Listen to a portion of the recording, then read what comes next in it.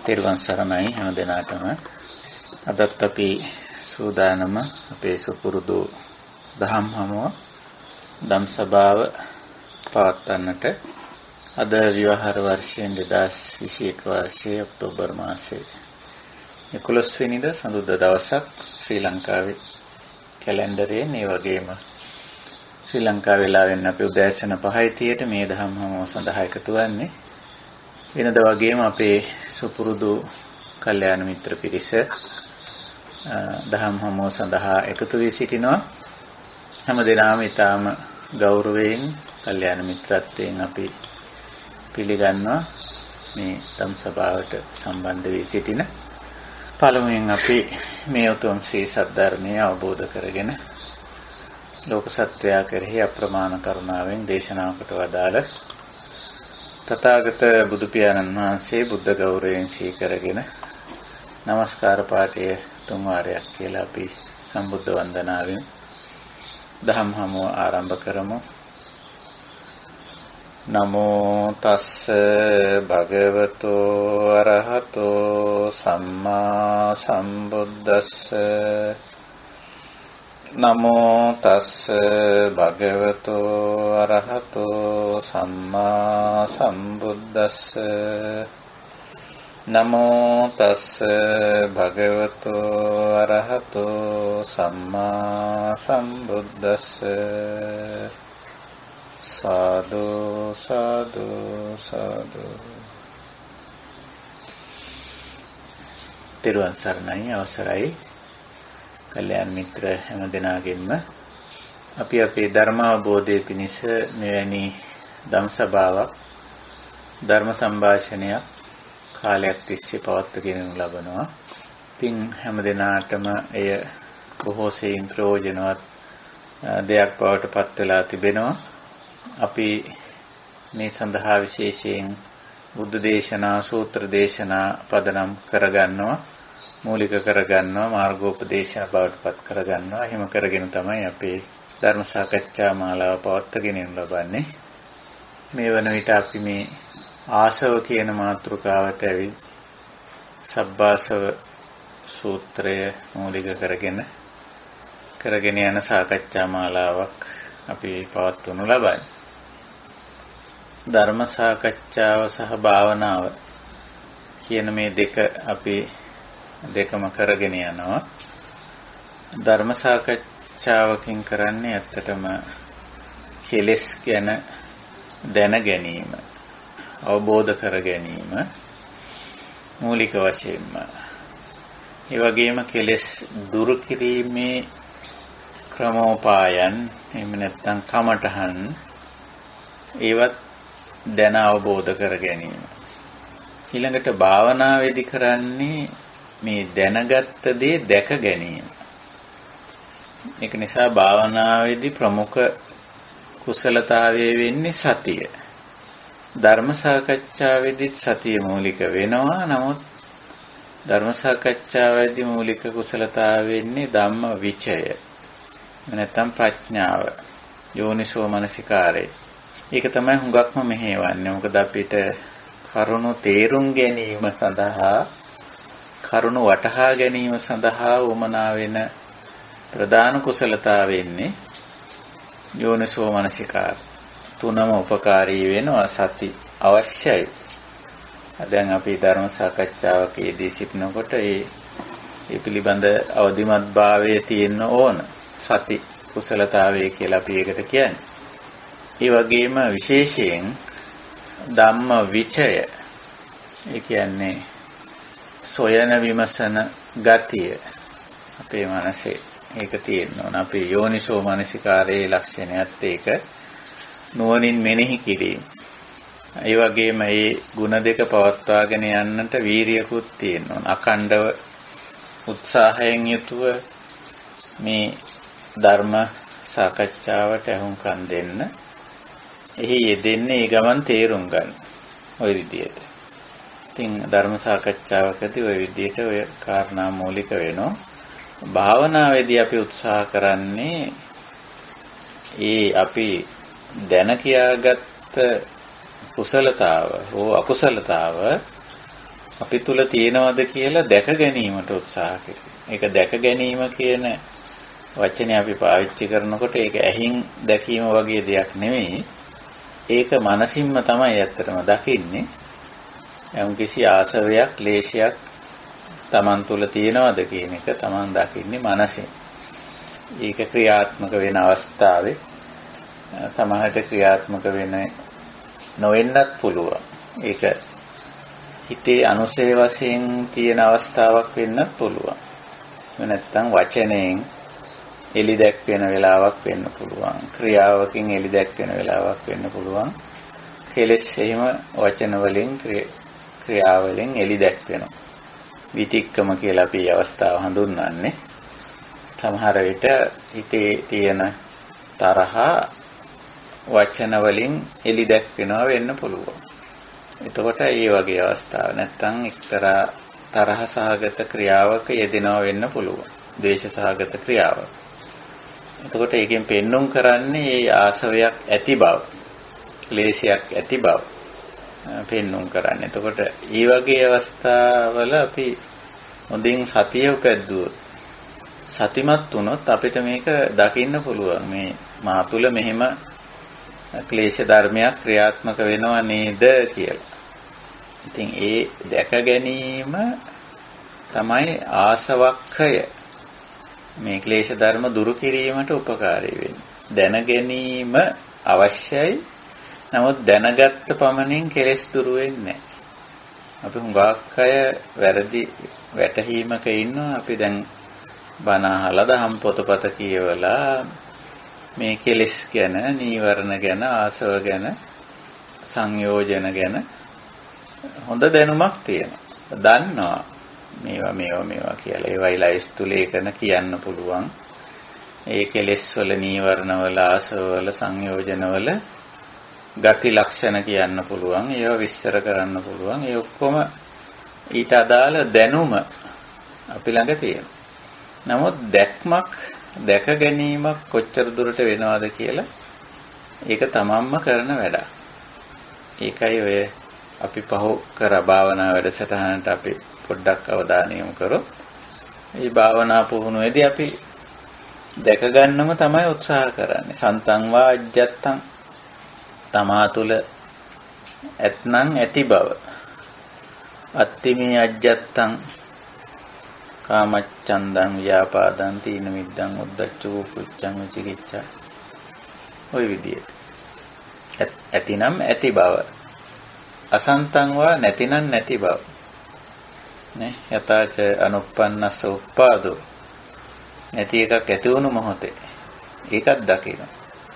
උප්පන්නස්ස පහාන, හටගත්ත දේ නැති වෙලා යද්දි. පහීනස්ස ආයතින් අනුප්පාදෝ, ගෙවි ගියේක නැවත උපදිනවද නැද්ද? ඔය ආදී වශයෙන් අකුසල ධර්ම දැක ගැනීම කියන එක. කුසල ධර්මත් එහෙමයි. සන්තං වාජ්ජත්තං සති සම්බොජ්ජංගං අත්තිමේ අජ්ජත්තං සති සම්බොජ්ජංගෝති පජානාති. ඒක තියෙනවද කුසල ධර්මයේ නැද්ද? අන්න එතෙන්ට එනකොට භාවනාව. දැක ගන්න අවස්ථාවට එනකොට භාවනාව.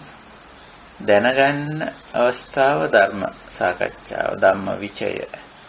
ඒකයි. ඉතින් අපි මේ ධර්ම සාකච්ඡාව අද පැවැත්වෙන්නේ. ඉතින් එහිදී අපි සබ්බාසව සංවර පරියාය තමයි ඉදිරියට අරගෙන තියෙන්නේ. අපි ඔකට සබ්බාසව සූත්‍රය කියලා කියනවා. මජ්ක්‍ධිම නිකායේ ඇතුළත් වෙලා තියෙන්නේ සූත්‍ර පිටකේ. එහි ආසව සංවර පරියාය 7ක් කියනවා. පරියාය කියන්නේ විවිධ ක්‍රම අනුව කියන එක. ආසව කියන්නේ මොනවද කියලා අපි කලින් පැහැදිලි කරගෙන තියෙනවා. මේ අපේ හිත්වල දිගු කලක් තිස්සේ පවතින. මේ ශනිකව ඇති වෙලා නැති වෙලා යන එකක් නෙවෙයි ආසවයක් කියන්නේ. දිගු කලක් තිස්සේ පවතින. යම් යම් වැරදි මති මතාන්තර, විශ්වාස පිළිගැනීම්, සිතුම් පැතුම්, අපේක්ෂා, බලාපොරොත්තු, ප්‍රාර්ථනා හැටියට තියෙන අකුසල සහගත අදහස්. ඒව ටිකක් තහවුරු වෙලා තියෙන්නේ. තහවුරු වෙලා තියෙන්නේ තර්ක විතර්ක වලින්, හේතු යුක්ති වලින් තහවුරු වෙලා තියෙන්නේ. ඒවට හේතු යුක්ති අපිම හදාගෙන තියෙනවා. ඒ වැරදි මතයට, වැරදි විශ්වාසයට, වැරදි පිළිගැනීමට, මේ වැරදි ආශාවට අපිම හේතු යුක්ති හදාගෙන තියෙනවා. හදාගෙන දැන් ඒක ටිකක් තහවුරු වෙලා තියෙනවා. මුල් බැසගෙන තියෙනවා හිතේ. දැන් ඒවා කොච්චර මුල් බැසගෙනද කිව්වොත් සමහර ආසව පුරුද්දක් විදිහට ක්‍රියාත්මක වෙනවා. පුරුද්දක් විදිහටම. ඒක ගලවන්න හරි අමාරු. ඒකෙන් ඒ පුරුද්දෙන් මිදෙන්න හරි අමාරු. පුරුද්දක් විදිහට මෙහෙම හිතනවා. පුරුද්දක් විදිහට මෙහෙම කල්පනා කරනවා. පුරුද්දක් විදිහට මෙහෙම ක්‍රියාත්මක වෙනවා. අන්න එහෙම තියෙනවා. එතකොට ඔකේ ඉතින් අනිත් පැත්තෙත් තියෙනවා හොඳ පැත්තෙත් තියෙනවා පුරුද්දක් විදිහටම හොඳ ඒ විදිහට හිතනවා. කුසලයේ පැත්ත එකක් තියෙනවා. නමුත් අපි මේ කතා කරන්නේ අකුසලයේ පැත්ත, ආසවයේ පැත්ත. එතකොට ඔන්න ඔය ලක්ෂණ කොච්චර ඒව තහවුරු වෙලා තියෙනවද, මුල් බැසගෙන තියෙනවද කිව්වොත් දැන් ඒව පුරුදු බවට පත් වෙලා තියෙන පුළුවන්. පුරුද්දක් වෙලා. සංක්‍රීය වගේ කෙරෙනවා. ඒ ලක්ෂණය අපිට දැක ගන්න පුළුවන් මේ ආසව වල. ඉතින් ආසව දැක ගැනීමත් ටිකක් දුෂ්කරයි. මොකද අපි කිව්වා මේ සමහර කෙලෙස් අපේ හිතවල තියෙන්නේ එක්තරා තහවුරු වෙච්ච මතනේ ඒවා හේතු යුක්ති සහිතව තියෙන්නේ. මේක මෙහෙම කරන්න ඕන, මේ විදියට කරන්න ඕන, මෙහෙම වෙන්න ඕන, අරම වෙන්න ඕන කියලා එහෙම හේතු යුක්ති සහිතවයි තියෙන්නේ. ඉතින් අපි බැලුවොත් නිකන් සරල අදහස් ටිකක් අපි ওই වගේ අවස්ථාවක බැලුවොත් මේ ආසව ගැන ටිකක් මම මේ අවධානය යොමු කරන්නේ. මම ඔය ආසව පිළිබඳව කරපු සාකච්ඡාවකදී ආසවයක් දැක ගැනීම සඳහා අපි කලේ යම් මත විශ්වාස පිළිගැනීම් ඉස්මතු කරලා දැක්වුවා. ඒ වගේ දැන් උදාහරණයක් ඇටියට අපි අතර තියෙනවානේ මෙන්න මේ වගේ එකක් සාමාන්‍ය ආචාර ධර්ම අතරේ තියෙනවා. දැන් කෑම ගන්න ගියාම කවුද මුලින් කෑම ගන්න? පිරිසක් එක්ක කෑම ගන්න ගියොත් කවුද මුලින් කෑම ගන්න කියලා? ආහාර ගන්න කවුද මුලින්? එතන අපි හිතමු ගිහි පැවිදි දෙගොල්ලම ඉන්නවා කියලා. ඊළඟට ස්ත්‍රී පුරුෂ දෙගොල්ලම ඉන්නවා කියලා. ඔහොම කියමු අපි හිතමු ඔය දෙගොල්ලම ඉන්නවා. එතකොට දැන් අපි ආහාර ගන්න පොදුවේ ආහාර ගන්න තැනක් මෙතන. එතකොට අපි මොකද්ද ඉතින් අපි ඔන්න මත එනවා ඉදිරිපත් වෙනවා. මත විශ්වාස පිළිගැනීම අදහස් ඔන්න එනවා. එතකොට දැන් සමහර අදහස් වල දැඩිව එල්බගෙන කෙනෙක් කියන්න පුළුවන් මේ පූජ්‍ය පක්ෂයේ අය ඉස්සෙල්ලා ආහාර ගන්න ඕනේ. තවත් අය කියන්න පුළුවන් කාන්තා පක්ෂයේ අය ඉස්සෙල්ලා ආහාර ගන්න ඕන.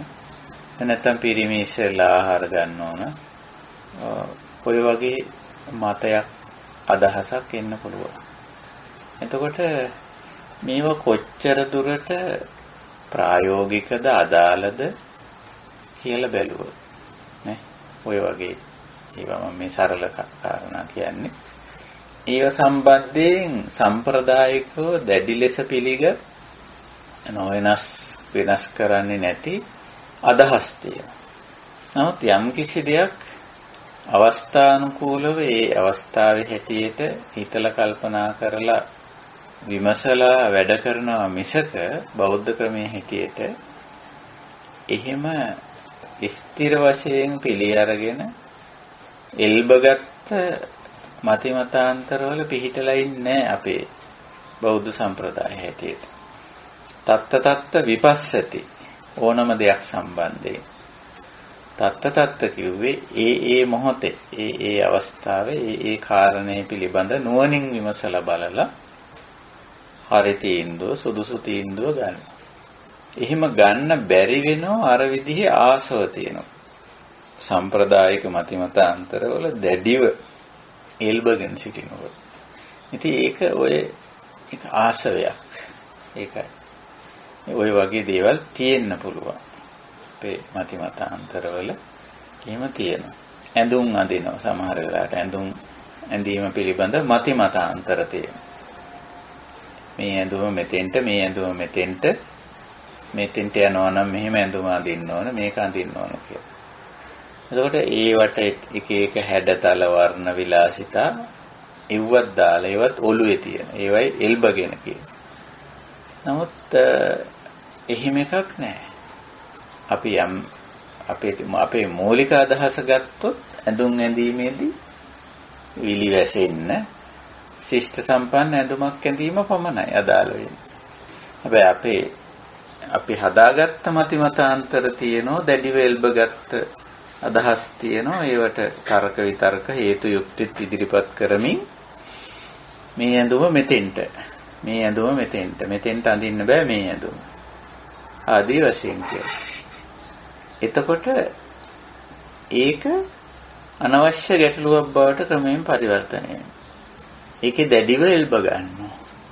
එහෙම ආහාර ඇඳුම් නිවාස මම මේ සරල දේවල් වලින් මේවා ඉස්මතු කරන්නේ. දැන් නිවාසයක් සකස් කරනකොට ඉතින් සම්ප්‍රදායික මතිමතාන්තර අදහස් විශ්වාස පිළිගැනීම් කෙලවරක් නැහැ. ඒවට සම්බන්ධ ආසව. ඉතින් ඒවයි දැඩිව එල්බගෙන තියෙන්නේ.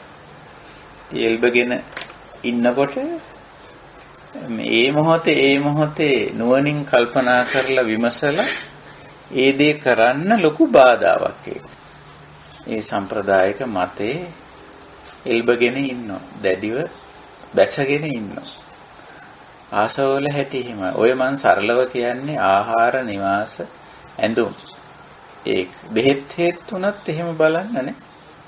අපි සමහර වෙලාවට ඒවයි දැඩිව එල්බගෙන ඉන්නවා. මේ බෙහෙත තමයි හරිම බෙහෙත. මේක හරි නෑ.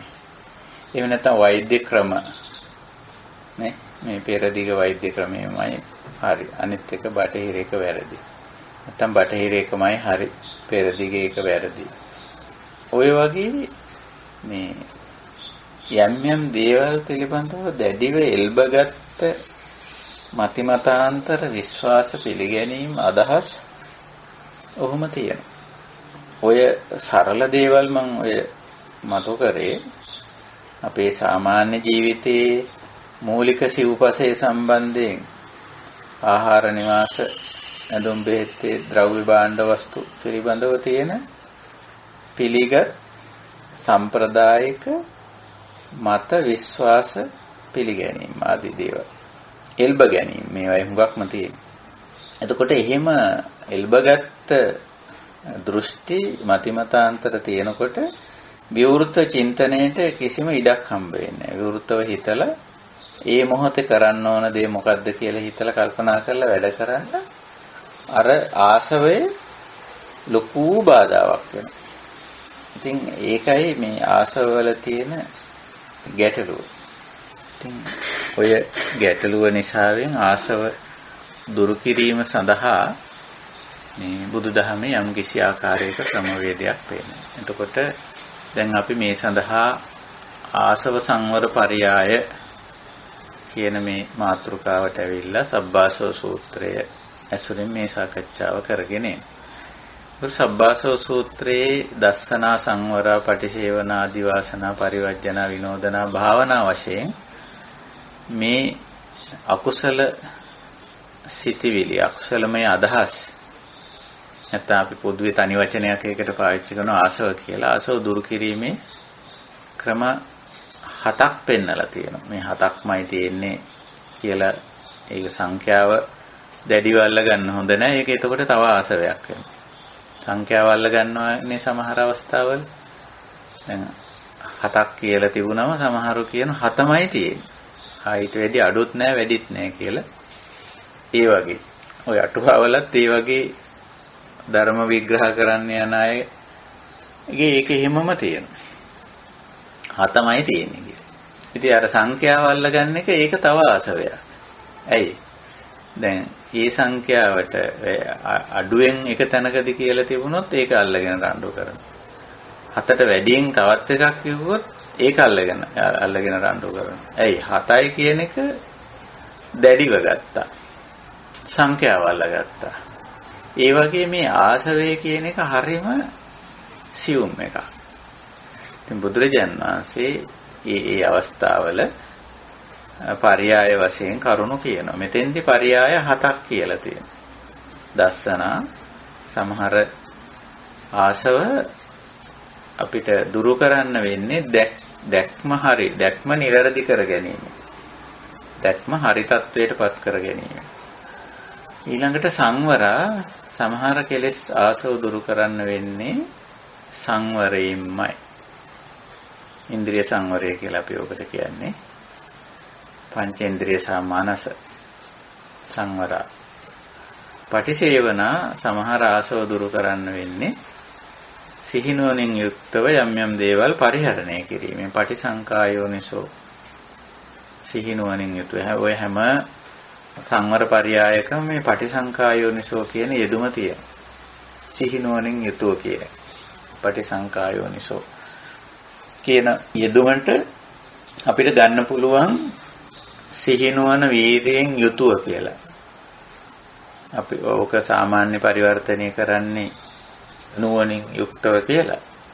නමුත් සිහිනුවණ වීර්යයෙන් යුක්තව කියලා පරිවර්තනය කරගත්තොත් වඩා හොඳයි. පටිසංඛා යෝනිසෝ. මේ විදිහට. ඉතින් සිහිනුවණින් වීර්යයෙන් යුක්තව ඉන්ද්‍රිය සංවරය තියාගන්න පුළුවන්. සංවරා පටිසේවනා ඒක නිසි භාවිතය කියන එකයි පටිසේවනා කියන්නේ. ඊළඟට අදිවාසනා පරියාය සමහර දේවල් අපිට ඉවසන්න වෙනවා. දරා ගන්න වෙනවා. සිතින් සහ කයි. අදිවාසනා කියන්නේ දැරීම. ඒතකොට දරා ගැනීමෙනුත් අපිට පුළුවන්කම තියෙනවා සමහර ආශව දුරු කරන්න. ඒ වගේම පරිවර්ජන මගහැර යෑම කියන එක. ඒ අවස්ථාව, ඒ පුද්ගලයා, ඒ දේ මගහැර යෑමෙන් ඇතැම් ආශව ඇති නොවෙන්න කටයුතු කරන්න පුළුවන්. සමහර විට මේ පරියාය ක්‍රමවල තියෙන්නේ සමහර ඒවායි තියෙන්නේ නූපන් ආශවයක් නූපද වීම.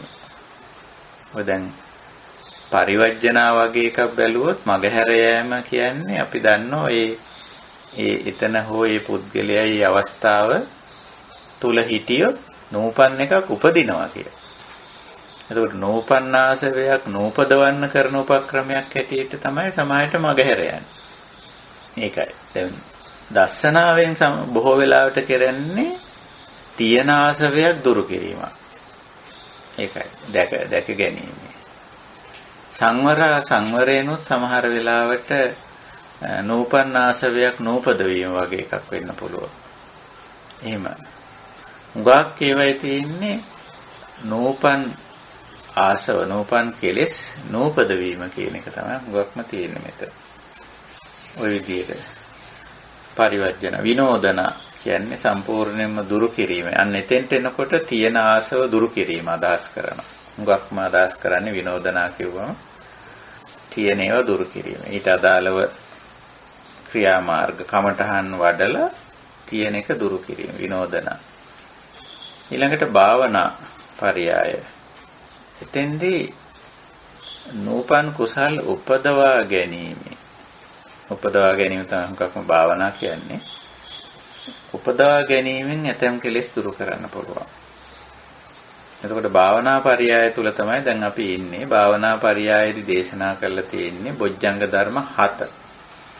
සති ධම්මවිචේ විරිය පීති පස්සද්ධි සමාධි උපේක්ඛා කියලා. එතකොට ඕවා හතම කුසලතා. දැන් සති ධම්මවිචේ විරිය පීති පස්සද්ධි කියන කුසලතා හතෙන් පහක් අපි සාකච්ඡා කරලා තියෙනවා මේ වෙනකොට. එතෙන්දී අපි බෝධි අංගයක් කියන්නේ මොකක්ද කියන එක කතා කරලා තියෙනවා. ඒව නැවත අපි ඊටාම කෙටියෙන් සිහිපත් කරගත්තොත් බෝධි කියන්නේ නිවනට පర్యాయ වචනයක්. බෝධි අවබෝධ ඥානය බුද්ධත්වය කියලා අපි ඔකට කියනවා. එතකොට ඒ සඳහා එහි අංගයක් බෝධි අංග කියන පද සංදීන් තමයි බොජ්ජංග වෙන්නේ. එතකොට බෝධි අංග, බෝධ්‍යංග, බොජ්ජංග. මේ විදිහට. එතකොට නිවනේ කොටසක් වෙන. එහෙම නැත්නම් නිවනට උපකාරී වෙන. නිවනට යොමු කරන අංග. අංග කිව්වම යම් යම් කුසලතා. එතන මූලික වශයෙන් අදහස් වෙන්නේ. එතකොට ඔය කුසලතා හතම සති, අවදිමත් බව, ධම්මවිචය, විමසුම් නුවණ, විරිය, සතරාකාර උත්සාහය, සති ධම්මවිචය විරිය, පීති පස්සද්දි, පීති අර නිකලස් භාවයේ තුල ඇති වෙන ප්‍රමෝදිත බව පීති. පස්සද්දි ඒත් එහෙමයි කාමයෙන් අකුසලයෙන් වෙන්වීම තුල ඇති වෙන කාය විවේක, චිත්ත විවේක දෙක මූලික වශයෙන්. කාය පස්සද්දි, චිත්ත පස්සද්දි කියවම සංහිඳියාව. ওই විදිහට. සමාධි සිතේ සංසුන් බව, තැම්පත් බව, පිරිසිදු බව. උපේක්ඛා මදහත් බව. මධ්‍යස්ථ චින්තනය. මධ්‍යස්ථ ක්‍රියාකාරීත්වය. මදහත් ලෙස සිටීම හා මදහත්ව ක්‍රියාකාරී වීම උපේක්ඛාවේ ලක්ෂණය. එතකොට ඕවා කුසලතා අප විසින් වර්ධනය කරගත යුතු කුසලතා. මේ භාවනා කියලා හඳුන්වලා තියෙන ඒවා. භාවනා කිව්වම අපි දන්නවා භාවේති වර්ධනය කර ගැනීමේ වර්ධනය කර ගන්නවා කියන අදහස තමයි ඒ තියෙන්නේ. එතකොට අපි ඔය බෝධි අංග 7 නැත්නම් ඔය අංග 7 අපි කතා කරා බෝධි අංග බවට හැරෙන්නේ කොහොමද කියලා. එහෙම හැරෙන්න නම් ඒක නිතරම බුදුරජාණන් වහන්සේ දේශනා කළා තියෙනවා. ඒ බොජ්ජංග සංයුත්තේම හැමතැනම භාවේති විවේක නිශ්චිතං, විරාග නිශ්චිතං, නිරෝධ නිශ්චිතං, ඔස්සග්ග පරිණාමෙන් කියලා. මේ හැම කුසලතාවයක්ම විවේක නිශ්චිත වුණොත් තමයි බෝධි අංගයක් වෙන්නේ. දැන් සතිය විවේක නිශ්චිත නොවුනොත් බෝධි අංගයක් වෙන්නේ නැහැ. සති කියන්නේ අර අවදිමත් බවනේ. ඒකයි. එතකොට ඒක විවේක නිශ්චිත වෙන්න ඕන. විරාග නිශ්චිත වෙන්න ඕන. නිරෝධ නිශ්චිත වෙන්න ඕන. ඔස්සග්ග පරිණාමී වෙන්න ඕන. අන්න එතකොට මේ ගුණාංගය යම් දිශාවකට යොමු වෙලා තියෙනවා. ඔය ආසවක්කේ පැත්තට යොමු වෙලා තියෙන. කෙලෙස් දුරු කිරීමේ පැත්තට හැරිලා තියෙනවා. ඒකයි. මේක නිකන් හරියට කිව්වොත් අර අපි දැන් යම් කිසි උපකරණයක් මුවහත් කරලා තියන්න පුළුවන්. පිහියක් වගේ එකක් අපි නිදර්ශනයක් ගමු. එතකොට ඒක මුවහත් වෙලා තියෙනකොට ඒකෙන් ඕනම දෙයක් කපන්න පුළුවන්. කපන්න සුදුසුයි ඒක. කැපීමට සුදුසු තත්ත්වයේ තියෙන. අපි කියන්නේ ඒක දැන් මුවහත් කරලා තියෙන්නේ. මැදලා තියෙන්නේ කියලා පිහිය. එතකොට දැන් ඕකෙන් නොඑක් දේවල් කපන්න පුළුවන් නේ මොහත් වෙලා තියෙන පිහියේ නොඑක් දේවල් කපන්න පුළුවන්. හැබැයි අපි ඒක හරි විදියට හරි දේ අපිට අත්‍යවශ්‍ය දේ කපා ගන්න අපි භාවිතා කරන්න ඕන. අනවශ්‍ය දෙයකට භාවිතා කිරීමෙන් අපේ ඉලක්කය සපිරෙන්නේ නැහැ. ඒකයි. අන්න ඒ වගේ තමයි. දැන් මේ ගුණාංග අපි හරව ගන්න ඕන නිකලස් වෙන පැත්තට, ආසවක්ඛය පැත්තට. කෙලස් දුරු කිරීමේ පැත්තට හරවා ගැනීමක් මේ බෝධිඅංග කිව්වම තියෙනවා. ඒකයි ඒක විවේක නිශ්චිතං, විරාග නිශ්චිතං, නිරෝධ නිශ්චිතං, ඔස්සග්ග පරිණාමයෙන් නිශ්චිතං. නිශ්චිත කියන වචනේ අදහසත් හැමෝටම පැහැදිලි. විවේක නිශ්චිතං ආදී වශයෙන් විවේකය ඇසුරු කරන විවේකයට යොමු වුණු සිහිය, විමසුම් නොවන වීරිය විවේකයේ පැත්තට. විවේකය කාය විවේක, චිත්ත විවේක, උපදි විවේක ලබා ගැනීමේ පැත්තට යොමු වෙලා තියෙනවා, නැඹුරු වෙලා තියෙනවා. එතකොට දැන් සොයන්නේ, විමසන්නේ, උත්සාහ කරන්නේ, අවධානය යොමු කරන්නේ මේ දේවල් වලට. දැන් ඔය තුන ලෞකික පැත්තට යොදන්නත් පුළුවන්. කාමයේ පැත්තට එහෙම යොදන්න පුළුවන් ඔය තුන. සිහියයි, විමසුම් නොවනයි, වීරියයි තුන මේ පැත්තට යොදන්න පුළුවන්. දී යෙදුවම වෙන්නේ කාමයේ පිළිබඳ ඒ කැමැත්තනේ. කැමැත්ත වැඩි වෙලා ඉතින් මේ පැත්තේ දේවල් හොයනවා, විමසනවා, අවධානය යොමු කරනවා, ඊළඟට උත්සාහ කරනවා ඒ දේවල් එකතු කරගන්න, රැස් කරගන්න. මොකද දැන් අවධානයත් විමසුම් නුවණත් වීරියත් ඒ පැත්තට යෙදිලා තියෙනවා. ඉතින් මේ පැත්තට දිගටම යනවා. හැබැයි එසේ යෑමෙන් අපි අපේක්ෂා කරන ඉලක්කය සැපදෙන්නේ නැහැ. ඒ කියන්නේ ආසවක්ඛය වෙන්නේ නැහැ. දැන් අපේ ඉලක්කය ආසවක්ඛයනේ. ආසවක්ඛයේ පැත්තට යන්න නම් කාමයේ අකුසලයේ පැත්තට නෙමෙයි, විවේකයේ විරාගයේ නිරෝධය ඔස්සග්ගයේ පැත්තට මේ ගුණධර්ම, මේ ගුණාංග යොමු වෙලා තියෙනවා. අන්න එතකොට ඒව බෝධිඅංග බවට පත් වෙනවා. අපි ඒක කතා කළා මේ බෝධිඅංග වෙන්නේ කොහොමද කියලා. ඉතින් ඊළඟට ඔය සති ධම්මේචේ විරිය තමයි මූලික කුසලතා හැමතැනම. ඊට අමතරව පීතිපස්සද්ධි දෙකත් අපි සාකච්ඡා කළා පහුගිය අවස්ථාවේ. ඊළඟට අපිට දැන් තියෙන්නේ සමාධි උපේක්ඛා කියන මාර්ගාංග දෙක, මේ සමාධි උපේක්ඛා කියන පොඥංග දෙක. මේවා මාර්ගාංග හැටියට දක්වලා තියෙනවා. සම්මා සමාධි දක්වලා තියෙනවා. උපේක්ඛා නම් දක්වලා නැහැ. මේ ආරියෂ්ඨාංගික මාර්ගේ. ඉතින් ඔය දෙක තමයි අපිට දැන් අද අවධානයට ලක් කරගන්න තියෙන්නේ. එතකොට ඕවත් අර විදිහටම තමයි. සමාධි සම්බොජ්ජංගම් භාවේති, උපේක්ඛා සම්බොජ්ජංගම් භාවේති, විවේක නිශ්චිතං, විරාග නිශ්චිතං, නිරෝධ නිශ්චිතං, ඔස්සග්ග පරිණාමය. මේ විදිහට අපි මේ මාර්ගාංග දෙක නැත්නම් බෝධිඅංග දෙක ටිකක් විමසලා බලමු. එතකොට දැන් මෙහිදී අපි යම් යම් උපකාරක සූත්‍ර මෙතෙන්ට ලං කරගත්ත, කිට්ටු කරගත්ත ඔබට මතකයි. මෙහිදී අපි විශේෂයෙන් මේ එක සූත්‍රයක් සම්බන්ධ කරගත්තා. අපි කාය සූත්‍රය කියලා කියන්නේ. ඒක මම මගේ ස්ක්‍රීන් එක ෂෙයා කරන්නත් පුළුවන්. උපුටා ගැනීම සූත්‍ර පිටකයේ සංයුත්ත නිකායේ මහා වර්ගයට ගියාම තියෙනවා මේ බොජ්ජංග සංයුත්තේ. බොජ්ජංග සංයුත්තේ ගියාම එහි පබ්බත වර්ගයට ගියාම මේ කාය සූත්‍රයේ තියෙනවා අපිට මුණ ගැහෙන. මේ කාය සූත්‍රයේදී යම් යම් ධර්මතාවලට ආහාර කියනවා. ආහාර කිව්වම අපිට මතක් වෙන්නේ සාමාන්‍යයෙන් කන බොන දේවල්. නමුත් මෙතන කියන්නේ ආහාර කියන වචනේ බුදුහාමුදුරුවෝ පාවිච්චි කරන්නේ කන බොන දේවල් කියන අදහසින් නෙමෙයි. උපකාරක ධර්මයේ කියන තේරුමෙන් ආහාරෝ කියලා පාවිච්චි කරන්නේ. එතකොට අපිට මතකයි මේ බෝධිඅංග 7ටම ආහාර කියන උපකාරක ධර්ම කියන. ඒක පටන් ගන්නෙ සේයතාපි භික්ඛවේ අයං කායෝ ආහාරට්ඨිකෝ ආහාරම් පටිච්ච තිට්ඨති අනාහාරෝ නොතිට්ඨති. ඒව මේව කෝ. ඒක අර ආහාර කතාව නිදර්ශනයක්. ශරීරයට ආහාර ඕන වගේ ආහාර නැතුව පවතින්නේ නැහැ වගේ. ඒව මේව කෝ අන්නේ වගේ.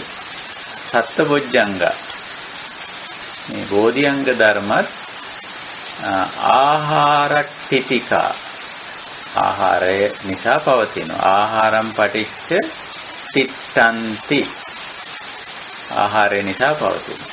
අනාහාරෝ නොතිට්ඨන් ආහාර නැතුව පවතින්නේ නැහැ කියලා කොහොම පොඩි නිදර්ශනයක් කියලා එකින් එකට ආහාර කියනවා.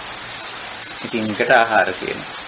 පෝච බික්කවේ ආහාරෝ අනුප්පන්නස්සවා සති සම්පොජ්ජංගස්ස උප්පාදාය උප්පන්නස්සවා සති සම්පොජ්ජංගස්ස භාවනාය පාරිපූර්යයි. හැම බෝධිඅංගයක්ම නූපන් බෝධිඅංගයේ උපදින්න උප්පන්නස්ස ඒ හටගෙන තියෙන බෝධිඅංගය භාවනාය පාරිපූර්යයි. වැඩිවීමට පිරිපුන් වීමට. භාවනා කියන්නේ වර්ධනය කියන අදහස, පාරිපූර්ණා කියන්නේ පිරිපුන් වීමට, පරිපූර්ණ වීමට, සම්පූර්ණ වීමට කියන අදහස. මොනවද උපකාරක ධර්ම කියලා එකින් එක කියාගෙන යනවා. ඉතින් මේවා අපි කතා කරා සති සම්බොජ්ජංගට්ඨානීය ධම්මා. ඔන්න පළවෙනි බෝධි අංගයට ඉදිරිපත් කරන ආහාරය. එතකොට සති සම්බොජ්ජංගට්ඨානීය ධර්ම කිව්වම මොනවද කියලා එතන පැහැදිලි කරලා නැහැ. නමුත් අපි ඒව පැහැදිලි කරගත්තා. සති සම්බොජ්ජංගට්ඨානීය ධර්ම කිව්වම ඒකෙන් අදහස් වෙන්නේ සතර සතිපට්ඨානය කියලා. ඊළඟ ධම්මවිචේ සම්බොජ්ජංගයේදී නම් ඊට අදාළ ධර්මතා කියලා තිබුණානේ. මෙන්න මේ විදිහේ දේවල් ටික. කුසල අකුසල ධම්ම, සාවජ්ජනවද්ද ධම්ම, හීනපනීත ධම්ම, කන්න සුක්ඛ ධම්ම කියලා. එහෙම දේවල් ටික පැහැදිලි කරලා තිබුණා. එතකොට දැන් ඒව දාන්න ඕනේ. ඒව තත්ත යෝනිසෝ මනසිකාර බහුලීකාරෝ. ඒ ධර්ම කාරණා නුවණින් මෙනෙහි කිරීම. නුවණින් මෙනෙහි කරපුවාම ඔන්න අන්නර නුවණින් මෙනෙහි කිරීම නිවන පැත්තට හැරෙනවා. බෝධි අංගයක් බවට පත් වෙනවා. ධම්ම විචය කිව්වම සොයන විමසන ගතිය, විමර්ශනශීලී මානසිකත්වයේ ධම්ම විචය කියලා කියනවා. ඒක එතකොට ඒ පැත්තට හැරෙනවා. මේ විදිහට. ඊළඟට තවදුරටත් ආහාර කියවා ඉතිරි ඒවට විරිය සම්බොජ්ජංගස්ස. ඒකෙදි කිව්වා අත්ති ආරම්භ ධාතු, නික්කම ධාතු, පරක්කම ධාතු කියලා. එතකොට ආරම්භ කිරීම, ඉදිරියට යාම, බාධා හමුවේ පසු නොබැසීම කියන එකයි ඔය ආරම්භ ධාතු, නික්කම ධාතු, පරක්කම ධාතු කියලා කියන්නේ. එතකොට ඒකෙදි ඒ තරම්ම පැහැදිලි නෑ ආරම්භ කරන්නේ මොනවද? ඉදිරියට යෑම කියන්නේ කොහොමද? බාධා සමග කටයුතු කිරීම, පරක්කම. බාධා ජය ගැනීම කියන්නේ මොකක්ද කියලා. නමුත් ඒකෙදිත් අපි තේරුම් කරගත්තා ආරම්භ කරන්නේ මේ නිවන් මඟ. නිවන් මඟ ආරම්භ කරන්නේ. ඒ කියන්නේ කෙලෙස් නිරෝධ කිරීමේ ප්‍රතිපදාව, දුක්ඛ නිරෝධ ගාමිනී ප්‍රතිපදාව තමයි අපි ආරම්භ කරන්නේ. ඒක පුරන්න පටන් ගන්න. ඒක අත නෑර ඉස්සරහට යනවා. නික්කම. ඊළඟට එහිදී ඇති වෙන බාධක, ඒ බාධක හැමෝම පසුබට වෙන්නේ නැතුව බාධක ජය ගනිමින් ඉදිරියට යනවා. ආරම්භ ධාතු, නික්කම ධාතු, පරක්කම ධාතු කියලා. ওই විදිහට ඔය මුල් බෝධිඅංග තුනේ ආහාර නැත්තම් උපකාරක ධර්ම දැක්කෝ. ඊළඟට පීති සම්පොජ්ජංගේ දිත් අපිට මොනවද කියලා කිව්වේ අත්තිබික්ක වේ. පීති සම්පොජ්ජංගට්ඨානීය ධම්මා කිව්ව එච්චර. නමුත් අපි ඒවා සාකච්ඡා කළා. මේ පීති ඇති වෙන හේතු. ඒ කියන්නේ අපි ඒවා සොයා ගන්නව වෙනත් තැන් වලින්. ඔය ධාන ගැන සාකච්ඡා කරන අවස්ථාවේදීම අපි කිව්වා විචිච්ඡ කාමේ විචිච්ඡ කුසලයේ ධම්මේ සවිතක්කං සවිචාරං විවේකජං පීති සුඛං කියලා. එතකොට පීතිය, මේ කියන පීතිය සන්තුට්ටි වගේ දෙයක් නෙවෙයි. මේ කාමය උපයාසපයා ගත්තම කාම වස්තු සහ කාමී ක්‍රියාවලිය යෙදීමෙන් ඇතිවෙන ඉන්ද්‍රිය පිනවීමෙන් ඇතිවෙන ඒ සතුට නෙවෙයි මෙතන අදහස් කරන්නේ. පීති කිව්වම ඊට වැඩිය වෙනස් දෙයක් කියලා. ඔය පළවෙනි ධානයෙන් ඒක ප්‍රකට වෙනවා. පළවෙනි ධානීය අවස්ථාව හඳුන්වලා තියෙන්නේ විවිච්ඡ කාමයේ විවිච්ඡ අකුසලයේ කියලා. දැන් ප්‍රීතිය හුඟක් අයට තෝරගන්න බැරි වෙලා තියෙනවා මේ පීති සම්බොජ්ජංගයයි සාමාන්‍ය සන්තුට්ඨියයි කියන දෙක. එතකොට සන්තුට්ඨියේදී තියෙන්නේ ඔය විශේෂයෙන්ම පංචකාමය භුක්ති විඳීමෙන්, ඒවා එක්රැස් කර ගැනීමෙන්, එකතු කර ගැනීමෙන්, බෙදා හදා ගැනීමෙන්, ඒවා බෙදා දීමෙන්, පරිත්‍යාග කිරීමෙන්, මේ වගේ දේවල් වලින් ලබන තෘප්තිය, තුට්ටි කියලා ඒකට අපි කියනවා. තෘප්තිමත් ගතිය, ප්‍රමෝදිත, පාමොජ්ජ කියන වචනේ යෙදিলা තියෙන සමහර තැන්වල ප්‍රමෝදිත භාවය. සතුටුයි ඉතින්. ඔය කාම වස්තු සහ කාම වස්තු එක්රැස් කරගත්තම සතුටු. ඒ කාම වස්තු පරිහරණය කරනකොට ඒත් සතුටුයි. එහෙම එකක් තියෙනවා. නමුත් මේ පීති සම්පොච්චංගේ ඊට වැඩි වෙනස් එකක්. අර පළවෙනි ධානයේ ඇසුරෙන් කිව්වොත් විවිච්ඡ කාමේහි විවිච්ඡ අකුසලේහි. කාම සහ අකුසල වලින් දුරස් වීමෙන් ලබන තත්වයක්. එතන ලැබෙන ප්‍රමෝදිත භාවය. සාමාන්‍යයෙන් හැබැයි ඒක හුරු නෑ. අසුතව පුතුජන මට්ටමේදී නම් කොහොමටවත් හුරු නෑ. කාමයෙන් වෙන් වෙනවා කියන්නේ පුදුම දුකක් අසුතව පුතුජන මට්ටමේ.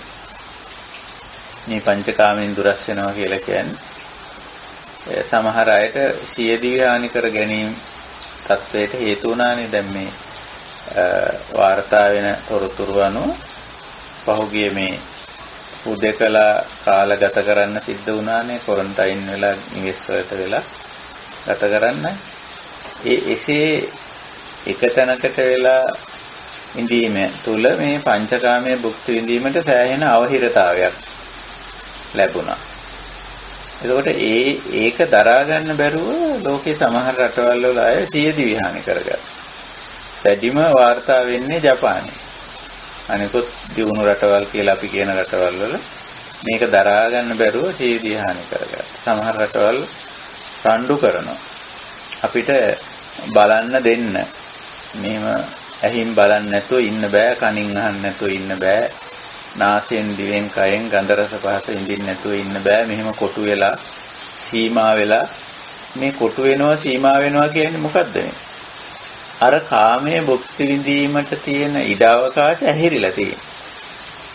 දැන් එහෙට මෙහෙට ඇවිද මොකද කරන්නේ?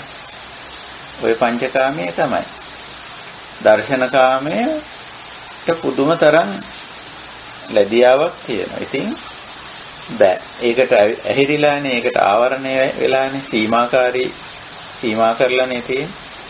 ඉතින් අන්න ඒක නැති වුණාම පුදුම තරම් දුකක්, පුදුම තරම් පීඩාවක්, පුදුම තරම් වෙහෙසක්. අන්තිමට කොච්චර ඒක බරපතලද කිව්වොත් සියදිවි හානි කර ගැනීම මට්ටමට ගිහිල්ලා තියෙන 100 ගාණක් එහෙම තියෙන වාර්තා තියෙනවා. ඉතින් අන්න මිනිස්සු, සාමාන්‍ය මිනිස්සු සතුටු වෙන්නේ සතුටු වෙන්නේ අන්න අරකේ. හැබැයි ඒකෙන් ලබන සතුට බෝධිඅංගයක් වෙන්නේ නැහැ. නිවන පැත්තට යමුවක් ඒකේ නැහැ. ඒක නිසා ඊට වැඩිය වෙනස් විදිහේ තෘප්තිමත් භාවයක් සතුටක් පෙන්වනෝ දහමේ. ඒ තමයි විවිච්ඡ කාමේහි. විවිච්ඡ කියන්නේ ඒකෙන් දුරස් වීම, ඈත් වීම, අයින් වීම කියන කාරණා. විවිච්ඡ කාමේහි විවිච්ඡ කුසලේහි. එතකොට අර ඒකත් එක්ක මිශ්‍ර වෙලා ලබන එක නෙමෙයි මෙතන එකෙන් ඈත් වෙලා ලබන එකක්, දුරස් වෙලා ලබන එකක්. හැබැයි ඔය ඈත් වීමේදී දුරස් වීමේදී දැන් ඔතන තියෙනවා සැලකිල්ලට ගන්න ඕන කාරණා දෙකක්. දැන් කාමයේ තියෙනවනේ අස්සාද සහ ආදීනව කියලා දෙකක් මූලික වශයෙන් නිස්සරණ කියලා තවත් එකක් තියෙනවා. අපි ඒක පොඩ්ඩක් කොහොම තියලා මේ අස්සාද ආදීනව දෙක කල්පනා කරොත්, සැලකිල්ලට ගත්තොත් දැන් අර සන්තුට්ඨියේදී නිතරම කාමයේ ආස්වාදයේ තමයි. මේ පැත්ත තමයි කල්පනා කරන්නේ, මේ පැත්ත තමයි බලන්නේ, මේ පැත්ත තමයි සාකච්ඡා කරන්නේ, මේ පැත්ත තමයි ඉස්මතු කරන්නේ, මේ පැත්ත තමයි මේ පැත්තටයි උනන්දු කරවන්නේ. ඔක්කොම ප්‍රචාරණය, වෙළඳ දැන්වීම සේරම හදනෝ, පෙළගස්සනෝ ඒ පැත්තට. කොයි පැත්තටද? ආස්වාදයේ පැත්ත. ආස්වාදයේ පැත්ත.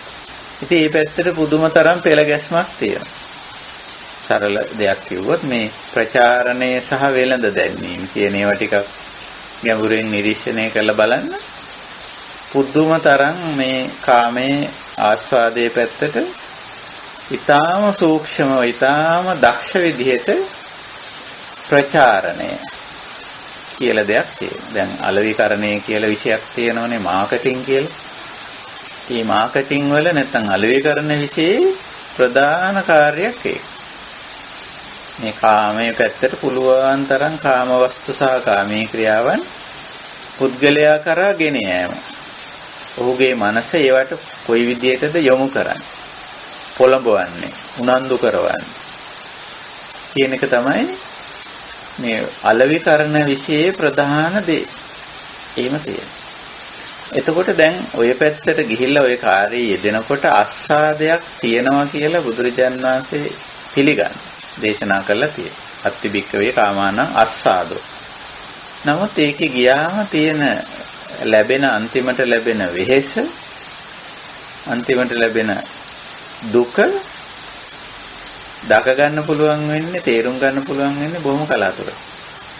එහෙම දැක ගැනීම තමයි ආදීනව දකිනවා කියලා කියන්නේ. ඒ කාමයේ තියෙන වෙහෙස, පීඩාකාරී ගතිය, දුක ඒක දකිනවා කියන එක ආදීන. අන්න ඒක දැක්ක කෙනා තමයි මේ නෙක්ඛම්මයේ පැත්තට යන්නේ. එහෙම නැත්නම් විවිච්ඡේව කාමේහි. කාමෙන් වියුක්ත වෙන්නේ, බැහැර වෙන්නේ. අන්න ඒ අවබෝධයෙන් යුතුව මේකෙන් බැහැර වෙලා ඉන්න කෙනෙකුට තියෙනවා ප්‍රීතියක් නේ. ප්‍රීතියක් තියෙනවා. ඒක. ඒ වගේම කිව්වා මේ කෙලෙස් දුරු කිරීමේ මාර්ගයේ උත්සාහ කරන කෙනාට, වැරවෑම් කරන කෙනාට නේ ඇති වෙනවා කියලා ඒ විදිහටම ප්‍රීතියක්. ඒක තමයි බොජ්ජංග පීති සම්බොජ්ජංගම් කියලා කිව්වේ. මෙතන බොජ්ජංගට්ටානීය ධර්මයේ මොකද්ද කියලා නෑ. නමුත් අපි ධර්මයේ තුලින් අපිට ඒක හඳුනා ගන්න පුළුවන්. ධර්මාබෝධයේ තියෙන නැත්නම් පීති. පස්සද්ධි කතා කරා ඊළඟට කාය පස්සද්ධි, චිත්ත පස්සද්ධි කියලා. ඒතර නිකලස් භාවයේ පැත්තට යන්න පුද්ගලයාට වැඩ අඩු වෙනවා, කාර්ය අඩු වෙනවා, වගකීම් අඩු වෙනවා, හිතන්න තියෙන ප්‍රමාණය අඩු වෙලා බොහොම සංසුන් තැම්පත් අඩු ක්‍රියාකාරී, මන්ද ක්‍රියාකාරී, අඩු වේගෙන් ක්‍රියාත්මක වෙන කයක් සහ මනසක් ඇති වෙනවා. කාය දරත, චිත්ත දරත කියලා දෙකක් පෙන්නනවා. එක්තරා වෙහෙසකාරී ගතියක් මනසේ තියෙන. ඔය දැනට කියන්නේ ડિප්‍රෙෂන්, ස්ට්‍රෙස් වගේ තත්ත්වයක්. ඒවා සංසිඳිලා ගිය අවස්ථාව තමයි චිත්ත පස්සද්ධිය කියලා කියන්නේ. ගොඩාක් දේවල් හිතන්න දේවල් නැහැ. එහෙම. මෙතෙන්දී අදහස් කරන්නේ 100% හිතේ කෙලෙස් අයින් වෙලා කියන අදහස නෙමෙයි. චිත්ත පස්සද්ධිය කියන්නේ. නමුත් සාපේක්ෂව මේ කාමයේ ආදීනව එහෙම තේරුම් අරගෙන ඒව ගැන ගොඩාක් හිතන්න අවශ්‍යතාවය නැතුව යන. සමහර දේවල් වල ආදීනව තේරුම් ගත්තයින් පස්සේ ඒව ගැන ලොකුවට හිතන්න අවශ්‍යතාවයක් නැහැ. සංකීර්ණ විදිහට හිතන්නේ. එතකොට දැන් හිතන්න තියෙන අර වේගයෙන් මනස වැඩ කරන ගතිය අවම වෙලා එක්තරා මේ හැල්මේ යන ගතියක් තියෙනවා. අර පිම්මේ යන ගතිය අඩු වෙලා දැන් හැල්මේ යන ගතියකට හිත වැටෙනවා. චිත්ත පස්සද්ධිය. කාය පස්සද්ධිය ගත්තත් එහෙමයි. ශාරීරිකව අර පිම්මේ ආපු ගමන උදේ නැගිට වෙලා ඉඳලා රැ උදින වෙලා වෙනකන් 365 දවසෙම 24 පැයෙම කන්නේ බොන්නේ නැතුව විවේකයක් ගන්නේ නැතුව කරපු දැඟලිල්ල කායික වෙහෙස, කාය දරතේ කියලා එකට කියනවා. ඒක දැන් නතර වෙලා. දැන් අර පිම්මේ අනේක නතර වෙලා දැන් හැල්මේ යන්නේ. අන්නේ ස්වභාවය පස්සද්ධි, චිත්ත පස්සද්ධි, කාය පස්සද්ධි. පස්සද්ධි සම්බොජ්ජංගට්ටානි. ධර්මත් එතෙන්දි කිව්වේ නෑනේ. ඒක මොකද්ද කියලා කිව්වේ නෑ. අත්තිබික්කවේ කාය පස්සද්ධි, චිත්ත පස්සද්ධි කියලා ඒ වචන දෙකකින් විතරයි කිව්වේ. ඒවා විස්තර කිරීමක් අපිට ගැහුන්නේ නෑ. නමුත් අපිට මේ දෙක තේරුම් කරගන්න පුළුවන් වුණා. ඊළඟට අද අපි අවධානය යොමු කරනවා ඉතිරි බෝධිඅංග දෙකට. ඒ තමයි සමාධි උපේක්ඛා. දැන් මෙතෙන්දී අපි සමාධි සම්බොජ්ජංගයට යමු වුණොත් එතනත් අත්තිබික්කවේ සමත නිමිත්තං අභ්‍යග්ග නිමිත්තං තත්තයෝනිසෝ මනසිකාර බහුලීකාරෝ අයමාහාරෝ අනුප්පන්නස්සවා සමාධි සම්පොජ්ජංගස්ස උප්පාදාය උප්පන්නස්සවා සමාධි සම්පොජ්ජංගස්ස භාවනාය පාරිපූර්යා. කොහොමයි ඔක විස්තර කළා තියෙන්නේ. අත්ති බික්කවේ ශාවකයිනි අත්ති ඇත තියෙනවා මෙන්න මෙහෙම දෙකක්. මොකද්ද? සමත නිමිත්තං අභ්‍යග්ග නිමිත්තං. සමත නිමිත්ත කියන එකට ත්‍රිපිටක සංස්කාරවරු අතිරේක පදයකට යෝජනා කරලා තියෙනවා. සමාධි නිමිත්තං කියලා. චට්ට සංගායනාවේදී අතිරේක පදයකට පෙන්නලා තියෙන ඒක තමයි ඔය අර පාදක සටහනක් පෙන්න. සමාධි නිමිත්තං කියලා. එතකොට මොකද්ද මේ සමත නිමිත්ත නැත්නම් සමාධි නිමිත්ත? ඔය දෙකම හරි. මොකද මෙතනින් අදහස් කරන්නේ සමත සමාධිය. සමත සමාධිය අදහස් කරන්නේ. ඒ සඳහා නිමිති තියෙනවා. ඒකයි. හිත එක අරමුණකට යොමු වෙන, හිත තැම්පත් වෙන, හිතේ කලබල ගතිය අඩු වෙන සමත නිමිති තියෙනවා. මොනවද? මම හිතන්නේ මේ අපේ කල්යාණ මිත්‍රයන්ට ඒව හිතා ගන්න පුළුවන් කියලා. චිත්ත ඒකාග්‍රතාවයේ ඇති වෙන, හිත ඒක අරමුණකට යොමු කරගන්න උපකාරී වෙන, විශේෂයෙන් අපි සම්ප්‍රදායික වචනයකින් කිව්වොත් නීවරණ ධර්ම යටපත් වෙන්න, යටපත් කරගන්න උපකාරී වෙන යම් යම් කමඨහන් තියෙනවානේ. ඔන්න ඒව සමත නිමිති කියලා කියන්නේ. දැන් උදාහරණ හැටියට ගත්තොත් ආනාපාන සතිය සමත නිමිත්තක්. සමාධි නිමිත්තක්. ඒක අරමුණකට හිත යොමු කරගන්න, හිත තැම්පත් කරගන්න ඒක හොඳ ක්‍රමයක්. හුස්මට තමයි අවධානය. ඊළඟට එතනින් පස්සට කියලා තියෙන ඉරියාපත සතිය, ඉරියාපත පබ්බේ කියලා තියෙන කාරණා අපි මේ සතිපට්ඨාන දේශනාව පැත්තෙන් කතා කරන්නේ. ඉතින් සතර ඉරියව් සිහියෙන් පවත්වනකොට එතනත් හිතේ විසිරීම අඩු වෙලා හිතේ කාර්මුණකට යොමු වෙන ගතියක් තියෙනවානේ. එහෙම තියෙනවා. ඊළඟට ඔය අනුස්සති කමඨහන්. බුද්ධානුස්සති බුදු ගුණ සිහි කරන. එතකොට බුදු ගුණයට තමයි එතන අපේ අවධානය යොමු වෙලා තියෙන්නේ. අනිත් නීවරණ ධර්ම යටපත් වෙලා හිත සමත තත්වයටපත් වෙලා තියෙන. කාමයේ අකුසලයේ පැත්තට හිත වැඩ කරන්නේ නැහැ දැන්. බුදු ගුණයයි මෙනෙහි කරන්නේ. නැත්තම් ධම්මානුස්සති දහමේ ගුණ මෙනෙහි කරන්නේ. එහෙම නැත්තම් සංඝානුස්සති ආර්ය ශාවක ගුණ මෙනෙහි කරන්නේ. ඒ වගේ. එහෙම නැත්තම් සීලානුස්සති, ත්‍යාගානුස්සති, දේවතානුස්සති, කායගත සති, උපසමානුස්සති, මරණ සති ආදී වශයෙන් දක්වලා තියෙන ඔය ධර්මතා පිළිබඳව පූර්ණ අවධානයේ සහිතව මනස පවත්වනකොට අන්න ඒක සමතේ සමාධියටපත් වීමක්, සමත සමාධියටපත් වීමක්. ඒක නිසා එවැනි නිමිති නැත්නම් එවැනි භාවනා කමඨහන් කියමු අපි. එවැනි භාවනා කමඨහන් එවැනි නිමිති අපි සලකන්නේ සමාධි නිමිති කියලා. සමාධි නිමිත්තක් නැත්නම් සමත මෙතන පාවිච්චි කරලා තියෙන්නේ සමත නිමිත්තන් කියන වචනේ. සමත නිමිත්තක්. ඒකට දැන් ඔන්න අපිට තේරෙනවා ඒ වගේ නිමිති වලට යොමු වුණාම හිතේ తත්වය මොකද්ද කියලා. චිත්ත ස්වභාවය මොකද්ද කියලා වැටහෙනවා. නේ? අර කෙලේශ ධර්ම යටපත් වෙලා හිතේ සංසුම් බවක් ඇති වෙලා තියෙනවා.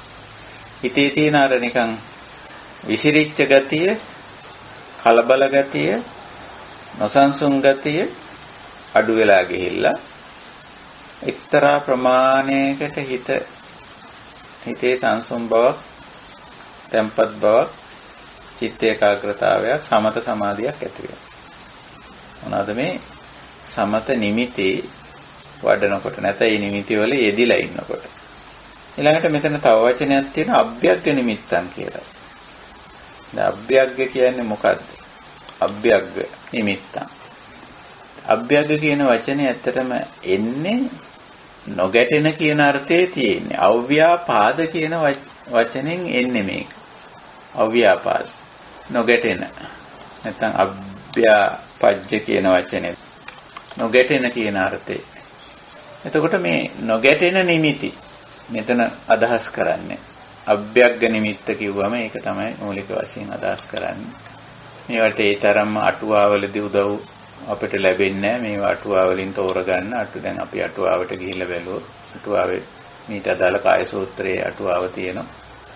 නමුත් ඒකේ ඒ තරම්ම අභ්‍යග්ග නිමිත්තන්ති කියන එක අටුවාවට ගිහිල්ලා බැලුවොත් තස්සේව වේවචනං කියලා සමත නිමිත්ත ගැන කියලා තියෙනවා. සමතෝපි සමත නිමිත්තං ආරම්මනම්පි. අටුවාචාරින් වහන්සේට අදහසක් නැහැ. සමත නිමිත්ත කියලා තියෙනවා මිසක අරකමයි කියලා තියෙන්නේ. ඒකට අදහසක් දෙන්න බැරි වෙලා තියෙනවා. නමුත් අපිට අදහසක් ගන්න පුළුවන් පැහැදිලිව. මොකද අපි ධර්ම මාර්ගයේ ඉදිරියට ගිහිල්ලා බණ භාවනා කරපු ඇත්තන්ට මේවට අර්ථකථන සපයා ගන්න එක එච්චර දුෂ්කර නැහැ. ඒකයි. ඉතින් සමත නිමිති ඔන්න දැන් අපිට පැහැදිලි ඔය ආනාපාන සති, ඉරියාපත සති වගේ ඒවා ඊළඟට අනුස්සති භාවනාවල ඔය දස අනුස්සතියම සමත නිමිති හැටියට ගන්න පුළුවන්. ඒවා වඩනකොට අපිට අත්දැකීමෙන් කියන්න පුළුවන් සමතේ වැඩෙනවා කියලා. ඊළඟට අභ්‍යග්ග නිමිති හැටියට ගන්න නොගැටෙන නිමිති. නොගැටෙන නිමිති කියන්නේ මොනවද? අව්‍යාපාද කියන අර්ථයෙන් තමයි ඔය අව්‍යාපාද කියන අර්ථයෙන් තමයි අභ්‍යග්ග යෙදෙන්නේ. එතකොට මොනවද මේ නොගැටෙන ඒවා? නොගැටෙන නිමිති. ඔය ද්වේෂය, තරහ වගේ ඇති ඇලීම සහ ගැටීම. ඇත්තට මේ දෙකම මෙතෙන්දී අයිති වෙනවා. ඇලෙන නිමිති, ගැටෙන නිමිති. මොනවද ඇලෙන නිමිති, මොනවද ගැටෙන නිමිති? හිත කලඹවන, හිත තදින් පිනවන. ඒ නිමිති වලට ගියාම ඒ කියන්නේ රූප, ශබ්ද, ගන්ධ, රස, ස්පර්ශ තමයි. නමුත් රූප, ශබ්ද, ගන්ධ, රස, ස්පර්ශ වල තියෙනවා හිත කලඹවන ස්වરૂපේ, හිත කලබල කරන ස්වરૂපේ නිමිති තියෙනවා. නිමිති කියන්නේ යම් අපි දකින අහන විදින දේවල්. ඒ ලක්ෂණ කියලා කියන්නේ නිමිති ලක්ෂණ තියෙන. හිත තදින් අලවන සුළු, කලඹන සුළු දේවල්. හිත ගැටෙන සුළු, හිත ප්‍රතික්ෂේප කරන, තදින් ප්‍රතික්ෂේප කරන නිමිති. තදින් කැමති වෙන, තදින් ප්‍රතික්ෂේප කරන ලක්ෂණයක තමයි ඝට්ටණය කියලා කියන්නේ. ගැටීම කියලා කියන්නේ. ඝෂ්ඨණය. භ්‍යග්ග නිමිති. එතකොට අභ්‍යග්ග නිමිති. තදින් හිත ගැටෙන, හිත අලවන නිමිති. අන්න ඒවා තියෙනවා. ඒවා මොකද කියන්නේ මෙතෙන්දී? තත්ත යෝනිසෝ මනසිකාර බහුලීකාරෝ. ඒක මේ සිහිනුවණින් ඒව දිහා බලන්න ඕන. සමත නිමිත්ත, අභ්‍යග්ග නිමිත්ත දෙකට යෝනිසෝ මනසිකාර බහුලීකාරෝ. ඒවා නුවණින් මෙනෙහි කරන්න ඕන. ඒකයි කියන්නේ. එතකොට හිතේ අර සමාධිය ඇති වෙනවා. එතකොට දැන් මෙතෙන්දී ඇත්තටම මේ නිමිත්ත මගහරිනව නෙවෙයි. නිමිත්ත මගහරිනවනේ. දැන් සමත නිමිත්ත නම් වැඩිමක් ගැන කියන්නේ. අභ්‍යග්ග නිමිත්ත, ගැටෙන නිමිත්ත මගහරිනව නෙවෙයි මෙතන කියන්නේ. ඒක නුවණින් මෙනෙහි කරනවා. සමත නිමිත්ත නුවණින් මෙනෙහි කරනවා. සමත කමඨහන. අභ්‍යග්ග නිමිත්ත නුවණින් මෙනෙහි කරනවා. අපි අර හුඟක් දේවල් පිළිබඳව නුවණින් මෙනෙහි නොකිරීම නිසා තමයි අපේ හිත ඔය නිමිති නිසා කැළඹෙන්නේ, කලබල වෙන්නේ. සමාධිය නැතුව යන්නේ. අසමාහිත තත්වයටපත් වෙන්නේ. දැන් අපි උවට සරල උදාහරණ ගත්තොත්, සරල උදාහරණ වලින් අපි කතා කරොත් අපි හිතමු මේ කාලගුණ, දේශගුණ තත්වයන් හිටි ගමන් වෙනස් වෙනවා. දැනුත් අපේ මම ඉන්න ප්‍රදේශයේ තදින් වර්ෂාව වැටෙනවා. ඔය ඇත්තන්ට තමයි ഘോഷාවක් හැටියට ඇහෙනවා ඇති. එතකොට මේ කාලගුණ, දේශගුණ තත්වයන් වෙනස් වෙනවා හිටි ගමන්. මිනිස්සු හිටි ගමන් වෙනස් වෙනවා. ඒගොල්ලන්ගේ ගුණධර්ම හිටි ගමන් වෙනස් වෙනවා. හැසිරීම රටාව වෙනස් වෙනවා. එතකොට මේවා බොහෝ වෙලාවට නිකන් අභ්‍යග්ග නිමිති. එහෙම නැත්නම් ඕවා ඉතාම හොඳ තත්වයට හැරෙනවා හිටි ගමන්. හරිම සුවදායක කාලගුණ, දේශගුණ තත්වයන් බවට පත් වෙනවා. ඉන්න මිනිස්සුන්ගේ ගතිගුණ හරි සාමකාමී සංසුන් බවට හැරෙනවා. අපි හිතමු මේ සරල උදාහරණ කියන්නේ. දැන් මේවා ඇත්තටම අභ්‍යග්ග නිමිති. ඇලෙන්න සහ ගැටෙන්න හේතු වෙන නිමිති මේවා. යමක් සුවදායීම තත්වයට හැරෙනකොට එතන හොඳ අවස්ථාවක් එළඹෙනවා ඇලීමට, රාගයට. අනිත් පැත්තෙන් යම්කිසි දෙයක් කටුක වෙනකොට, දුෂ්කර වෙනකොට ගැටෙන්න හේතුවක් වෙනවා. එතකොට මෙන්න මේ ඇලීමට ගැටීමට පාදක වෙන తත්වය, ඇලෙන ගැටෙන ස්වභාවයට තමයි මේ අභ්‍යග්ග, මේ ව්‍යග්ග කියන්නේ. කැළඹෙන සුළු, ගැටෙන සුළු, ඇවිස්සෙන සුළු ස්වභාවය. එතකොට කැළඹිලා ඇවිස්සලා තියෙනකොට සමාධියක් නැහැ. අපි මේ කතා කරන්නේ සමාධි සම්පොච්චංගය ගැන. යම් වෙලාවක හිත ඇවිස්සලා තියෙනවද, කැළඹිලා තියෙනවද, එතන සමාධිය නැහැ. හැබැයි මේ අපේ හිත කැළඹෙන්න, ඇවිස්සෙන්න හේතු වෙන නිමිති අපිට 100% අපේ ජීවිතෙන් අයින් කරන්න බෑ. දැන් මේ ෂණිකව වෙනස් වෙන කාලගුණය අපිට ඕන හැටියට හසුරවන්න බෑ. ඒක ෂණිකව වෙනස් වෙනවා. ඊළඟට ෂණිකව අපි හිතමු කෙනෙක් මිනිස්සෙක් වෙනස් වුණා කියලා. සංසුන් හිටපු මිනිස්සෙක් එකපාරට නිකන් කලබල වෙලා, ඇවිස්සලා, කෝප වෙලා නඩු කරන කෙනෙක් බවට පත් වුණා කියලා. ඉතින් ඒකත් අපිට ඕන හැටියට අපි කැමති විදිහටම පවත්වන්න බෑ. එහෙම ඇවිස්සෙනවා, වෙනස් වෙනවා, කලබල වෙනවා. ඔන්න එතකොට නිමිත්තේ ස්වභාවය. එතකොට මේ දැන් ඔන්න කැළඹෙන්න, අපිට කලබල වෙන්න, නොසන්සුන් වෙන්න අදාළ හේතු ඉස්මතු වෙලා තියෙනවා. ඔය හේතුව නුවණින් මෙනෙහි කරන්න. නුවණින් මෙනෙහි කරොත් ඒක අභ්‍යග්ග නිමිත්තක් වෙනවා. නොකැළඹී සිටින්න හේතුවක් වෙනවා නුවණින් මෙනෙහි කරොත්. අර නිමිත්ත නුවණින් මෙනෙහි කරොත්. ඒකයි ඔක තත්ත යෝනිසෝ මනසිකාර බහුලීකාරෝ, නුවණින් මෙනෙහි කිරීම කියන එක යෝජනා කරලා තියෙනවා. එහෙමනම් ඇත්තටම උතන තියෙන්නේ අපි සියුම්ම තේරුම් ගන්න ඕන. අපි හිතන්නේ මේ නිමිති කලඹවන සුළුයි කියලා. කලබල කරන, අවුස්සන සුළුයි කියලා මේ නිමිති. නිමිති වල එහෙම ගතියක් තියෙන්න පුළුවන් සමහර වෙලාවට. නමුත් අපි හොඳ සිහිනුවන යොදලා බැලුවොත් ඒ නිමිත්ත, ඒ සිද්ධිය, ඒ අපිට පේන දේ, ඇහෙන දේ, දැනෙන දේ, වැටහෙන දේ කලබල වෙන්න, නොසන්සුන් වෙන්න හේතුවක් නෙමෙයි. නුවණින් බැලුවොත්. නුනුවණින් බැලුවොත්, අයෝනිසෝ මනසිකාර විදියට බැලුවොත් නම් ඒක කලබල වෙන්න, අසමාහිත වෙන්න හේතුවක් විය හැකියි. නමුත් නුවණින් බලන්න තමයි අපි මෙතෙන්දී පුරුදු වෙන්නේ. ඔන්න ඔය විදියට අපිට නිර්දේශ වෙලා තියෙන සමත කමඨහන් වැඩිමත්, සාමාන්‍ය සිද්ධි නුවණින් විමසීමත් තමයි සමත සමාධි සම්බොජ්ජංගයට ආහාරය වෙන්නේ. ඒකයි සමත නිමිත්ත, අභ්‍යග්ග නිමිත්ත කියලා කිව්වේ ඒකයි. තත්ත යෝනිසෝ මනසිකාර බහුලීකාරෝ. එතකොට සමත නිමිත්ත නුවණින් මෙනෙහි කරනවා. එතකොටත් සමාධි සම්බොජ්ජංගේ වැඩෙනවා. ඊළඟට අභ්‍යග්ග නිමිත්ත නුවණින් මෙනෙහි කරනවා. කලබල වෙන්න, නොසන්සුන් වෙන්න හේතු වෙන දේවල් තමයි ව්‍යග්ග නිමිති කියලා කියන්නේ. කලඹවන සුළු, අවුස්සන සුළු, කලබල කරන සුළු රූප, ශබ්ද, ගන්ධ, රස, ස්පර්ශ. එතන ධර්මතාවයි. අන්න ඒවා අපිට මගහරින්න බෑ. ඒවා මගහරින්න බෑ. එතෙන්දී අපි ඒ සිද්ධිය නුවණින් මෙනෙහි කරනවා. එතකොට අපේ හිත සමාධිමත් වෙනවා.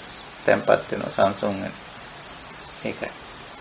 දැන් අපි මේ දවස්වල බරපතල විදියට කලබල වෙලා තියෙන නිමිත්තක් තමයි මේ රෝගය. නේ? වේගයෙන් රෝගයක් පැතිරිලා යනවා. සමහර වෙලාවට ඒ අඩු වැඩි වශයෙන් තියෙන්න පුළුවන්. නමුත් ඊටාම මරණීය රෝගයක් පැතිරිලා යනවා වේගයෙන්. එතකොට මේක සාමාන්‍යයෙන් කැළඹෙන, අසමාහිත තත්වයටපත් වෙන හේතුවක්. කෙනෙකුට එහෙම හේතුවක් වෙන්න මොකක් කලබල වෙනවා. බය වෙනවා, තැති ගන්නවා. නමුත් දැන් මේකට ටිකක් සිහිනුවන යොදලා බැලුවොත් මොකද්ද தත්ත්වය? එතකොට මේක ධර්මතාවයක් හැටියට, හේතුඵල ධර්මතාවයක් හැටියට තේරෙනවා. ඊළඟට ඒකත් එක්ක අපි කොහොමද කටයුතු කරන්න ඕන? ඉවසීමෙන්, කල්පනාවෙන් කටයුතු කරන්න ඕන කියන ටික අපිට වැටහෙනවා. අවබෝධ වෙනවා. එතකොට දැන් අපේ අර තිබුණු අර අවිශ්චිච්ච ගතිය, කලබල වෙච්ච ගතිය, නොසන්සුන් වෙච්ච ගතිය පහ වෙලා යනවා. හිත සමාධිමත් වෙනවා කියන්නේ. ඒකයි කියන්නේ. ඉතින් ඔන්න ඔය විදිහට සමාධිය බෝධිඅංගයක් වෙන්න නම් සමාධි සම්බොජ්ජංගම් භාවේති බෝධිඅංගයක් වෙන්න නම් මේ සමත නිමිති අභ්‍යග්ග නිමිති යෝනිසෝ මනසිකාර බහුලීකාරෝ නොනින් මෙනෙහි කරන්න. ඒ අනුව අර විවේක නිශ්චිත වෙනවා, විරාග නිශ්චිත වෙනවා, නිරෝධ නිශ්චිත වෙනවා, ඔස්සග්ග පරිණාමනේ වෙනවා. මේ පැත්තට එහෙම යනකොට විවේකය ඇති වෙනවනේ. කාය විවේකය, චිත්ත විවේකය ඇති වෙනවා. නැත්තම් අර හිත ලොකු අවිවේකයකට වැටෙනෝනේ මේක නුනුවණින් මෙනෙහි කරපුවා. නමුත් නුවණින් මෙනෙහි කරපුවායින් පස්සේ මේක විවේකයට වැටෙනවා. විරාගය, නොයල්මට, නිරෝධය, ක්ලේශ දුරු වීමේ පැත්තට, ඔස්සග්ග අතහැරීම පැත්තට හිත ක්‍රමයෙන් යොමු වෙලා තියෙනවා. නේ? අතහැරීම කියන එක දැන් ඔස්සග්ග කියන්නේ අත්හැරීම ග්‍රහණයෙන් මිදීම කියන එක.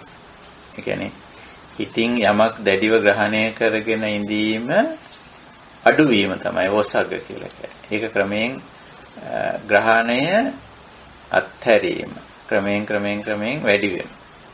අල්ලගෙන ඉන්න ප්‍රමාණය ක්‍රමයෙන් අතහැරීගෙන යනවා. දැන් මට එක කෙනෙක් කිව්වා මේ ජීවිත ආශාව කියන එක අපි දැඩිව අල්ලගෙන හිටියා. මේ ජීවිතය කියන එක නමුත් මේ කොරෝනා සිද්ධිය නිසා මේ වෛරස් පැතිරීමයි ඒවත් එක්ක මේ ලෝකේ සිද්ධ වෙන සිද්ධි නිසා මේ දැඩිව ජීවිතය කියන එක අල්ලගෙන සිටපු මේ මානසිකත්වයේ ලිහිල් වෙලා ගියා කියලා. ඒ කියන්නේ දැන් මේ ජීවිතයේ තියෙන අස්තිරභාවය හුඟක්ම මේකෙන් ප්‍රත්‍යක්ෂ වුණා. ඊළඟ සමහර දේවල් අල්ලගෙන හිටි දැඩි දේවල් ඔය දැඩි ආසව වගේ දේවල් මට හුඟක් සිද්ධි කෙනෙක් කිව්වා දැන් අපි හිතින් අල්ලගෙන තියෙන දේවල් මෙන්න මේ වගේ දේවල් මේ. එතකොට දැන් මරණයක් අවසන් කටයුතු කෙරෙන්න ඕන මෙහෙමයි කියලා අපි එක්තරා ෆෝමැට් එකක් හදාගෙන තියෙනෝනේ ආකෘතියක්. ඉතින් එහෙම නොකරොත් හොඳ නැහැ. එහෙමමයි වෙන්න ඕන කියලා. නමුත් ඉතින් මේ සිද්ධියේදී කිසිම ඥාති සම්බන්ධයක් නැතුව කිසිම ආගමික වතාවතක් නැතුව කෙනෙක්ගේ ජීවිතයේ අවසානයේ සිද්ධ වෙනවා. නොදන්නා පිරිසක් අරගෙන ගිහිල්ලා ඥාතියෙක් මිත්‍රයෙක් හිතවතෙක් කවුරුවක්වත් නෙවෙයි සෞඛ්‍ය සේවා අංශයේ කවුරු හරි කීප දෙනෙක් අරන් ගිහිල්ලා ක්‍රිමේටර් එකට දාලා පුච්චලා දානවා. ඒ තැනත්තාගේ ශරීරය. වෙනද ඥාති මිත්‍රාදීන් එකතු වෙලා සැරසිලි කරලා ඔඩි ඇදලා ආගමික වතාවත් කරලා තමයි ඒක තමයි එහෙම වෙන්න ඕනේ කියන අදහස තමයි ඔළුවේ තිබ්බේ. නමුත් දැන් එහෙම වෙන්නේ නැහැ. මේක නුවණින් මෙනෙහි කරපුවායින් පස්සේ මේක 아무තු දෙයක් නැහැ. 아무තු දෙයක් නැහැ. ජීවිතයේ ඔය ධර්මයේ කියලා තියෙන්නේ කලේවරස්ස නික්කේපෝ කියලා. අන්තිමට මරණ ධර්මතාවයේදී සිද්ධ වෙන්නේ කුණ මල කුණ කියලා අපි ඒකට කියන්නේ. මල කඳ, මල කය, මෘත ශරීරේ බැහැර කරන්න විතරයි තියෙන්නේ. ඉතින් ඕක බැහැර කිරීමට අපි නොයේ ක්‍රම හදාගෙන තිබුණා. ඒවට අදාළ අවමංගල උත්සවය කියලාත් නේ ඒකට කියන්නේ. අවමංගල උත්සවය. ඊමේව හදාගෙන තිබුණා. නොයේක් දේවල් ඒකට එකතු කරගෙන අනවශ්‍ය දේවල් විකාර එකතු කරගෙන කරා. හැබැයි දැන් ඒවා හොඳට නුවණින්ම ප්‍රඥාවටම තේරිලා අත්හැරිලා තියෙනවා. ඒවා මනසින් අත්හැරිලා යනවා අවබෝධයත් එක්ක හැබැයි. එහෙම නැතුව අත්හැරුණොත් එහෙම ඔස්සග්ගේ වුණොත් එහෙම ඒක පීඩාවක් වෙනවා. අවබෝධයෙන් තොරව යමක් අත්හරින්න සිද්ධ වුණොත් අත්හැරුණොත් පීඩාවක් වෙනවා. ඉතින් සමහර අයට ඒක පීඩාවක් වෙලක් තිබුණා. තමන්ගේ ඥාතියෙක් මැරුණා. ඥාතියින් මැරුණම කිසිම දෙයක් කරන්න බලන්නවත් අවසන් කටයුත්තට සම්බන්ධ වෙන්නවත් ඉඩක් නැහැ. නන්නා දුනන පිරිසක් විසින් ඒ අවසන් කටයුත්ත කරලා දාන.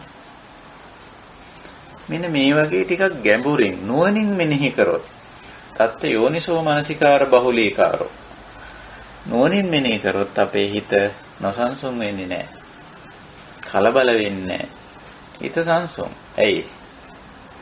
ඒක එහෙම තමයි. ඒකට හේතුඵල ධර්මානුකූලව මේ දේ සිද්ධ වෙන්නේ එහෙමයි කියලා. ඒවා නිකන් හිත කලඹවන, හිත නොසන්සුන් වෙන සිද්ධි. නිමිති සාමාන්‍යයෙන් නම්. එහෙම සිද්ධි අපේ රටේ නම් එහෙම වුණා. අපේ රටේ එහෙම ලංකාවේ එහෙම තියෙනවා. අවසන් කටයුතු කරන්න ඕන මෙහෙමයි කියලා. එහෙම කරන්න බැරි වුණොත් සමහර වෙලට ඒක ලොකු රණ්ඩුවක්. ඒක විශාල කලබගෑනියක් බවට පත් වෙනවා සමාජීය වශයෙන්. ඊට අදාළ පුද්ගලයන්ගේ හිත පුදුම තරම් අසමාහිත වෙනවා. නොසන්සුන් වෙනවා, කලබල වෙනවා. කෙලෙස් හැදෙනවා.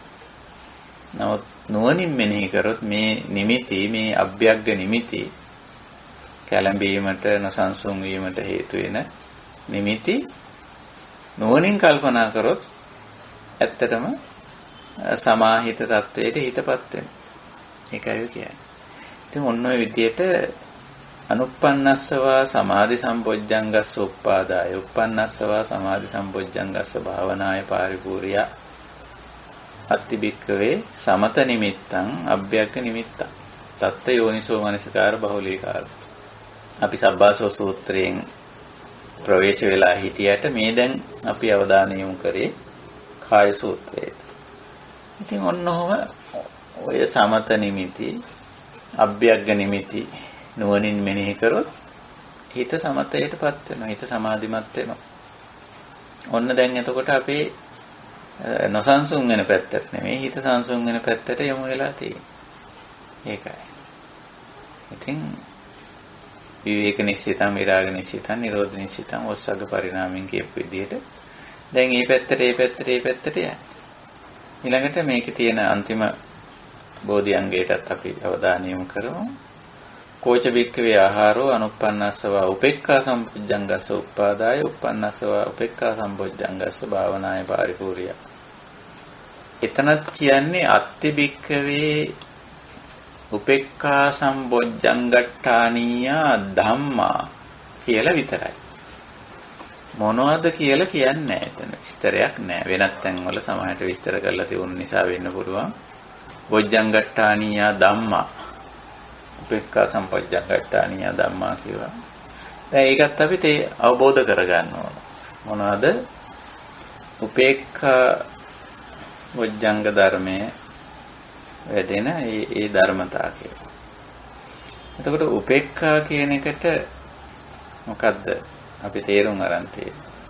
මම මුලින් කිව්වා මදහත්ව සිතන මදහත්ව කටයුතු කරන ලක්ෂණය උපේක්ඛා කියලා කියන්නේ.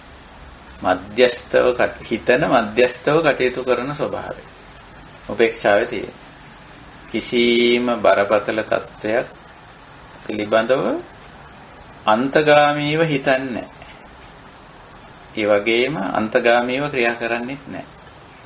නිතරම මදහත්ව සිතන මදහත්ව ක්‍රියා කරන ලක්ෂණය තමයි උපේක්ඛා කියලා කියන්නේ. ඒක හැබැයි අවබෝධයකින් කරන කටයුත්තක්. අවබෝධයෙන් කරන වැඩක්. එතකොට මේ මදහත්ව සිතන්න මදහත්ව කටයුතු කරන්න කොහොමද? අපි කොහොමද ඒක පුරුදු වෙන්නේ? උපේක්ෂාවට එන්නේ.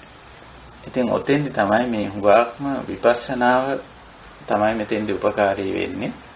මේ නාම රූප ධර්ම වල යථා ස්වභාවයේ නුවණින් මෙනෙහි කිරීම.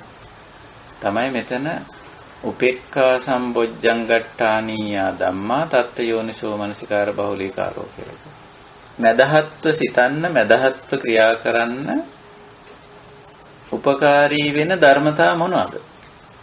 විපස්සනා, විදර්ශනා, යථාභූත ඥාන දර්ශන. මේ නාම රූප ධර්ම වල යථා ස්වභාවය නුවණින් මෙනෙහි කිරීම තමයි.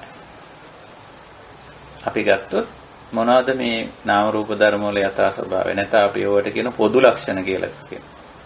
අපි දන්නම කාරණා. අනිච්චතා, අනත්තතා, විපරිණාමතා, සමුදය වයතා, පටිච්චසමුප්පන්නතා. ඔන්නෝව මෙනෙහි කිරීම තමයි. හිත උපේක්ෂාවට වැටෙන්නේ එහෙමයි. මදහත්ව සිතන්න, මදහත්ව ක්‍රියා කරන්න පුළුවන් වෙන්නේ එහෙමයි. කොයි දෙයක වුණත් අනිත්‍ය ස්වභාවය. නිට්ටය නෑ. මම ඔය කියපු කාරණේ මම නිදර්ශනයට ගත්ත කාරණේ ඔබට මතකයි. අර මේ දවස්වල අපේ ඥාතිවරුන්ගේ අවසන් කටයුතු කිරීම කියන එක. මේක බලපාන්නේ ජීවත් වෙලා ඉන්න අයට, මැරිච්ච අයට නෙමෙයි. ජීවත් වෙලා ඉන්න ඥාතීන්ට. එතකොට මේක පිළිබඳව මදහත්ව හිතන්න, මදහත්ව ක්‍රියා කරන්න මනස හැදෙන්නේ කොහොමද?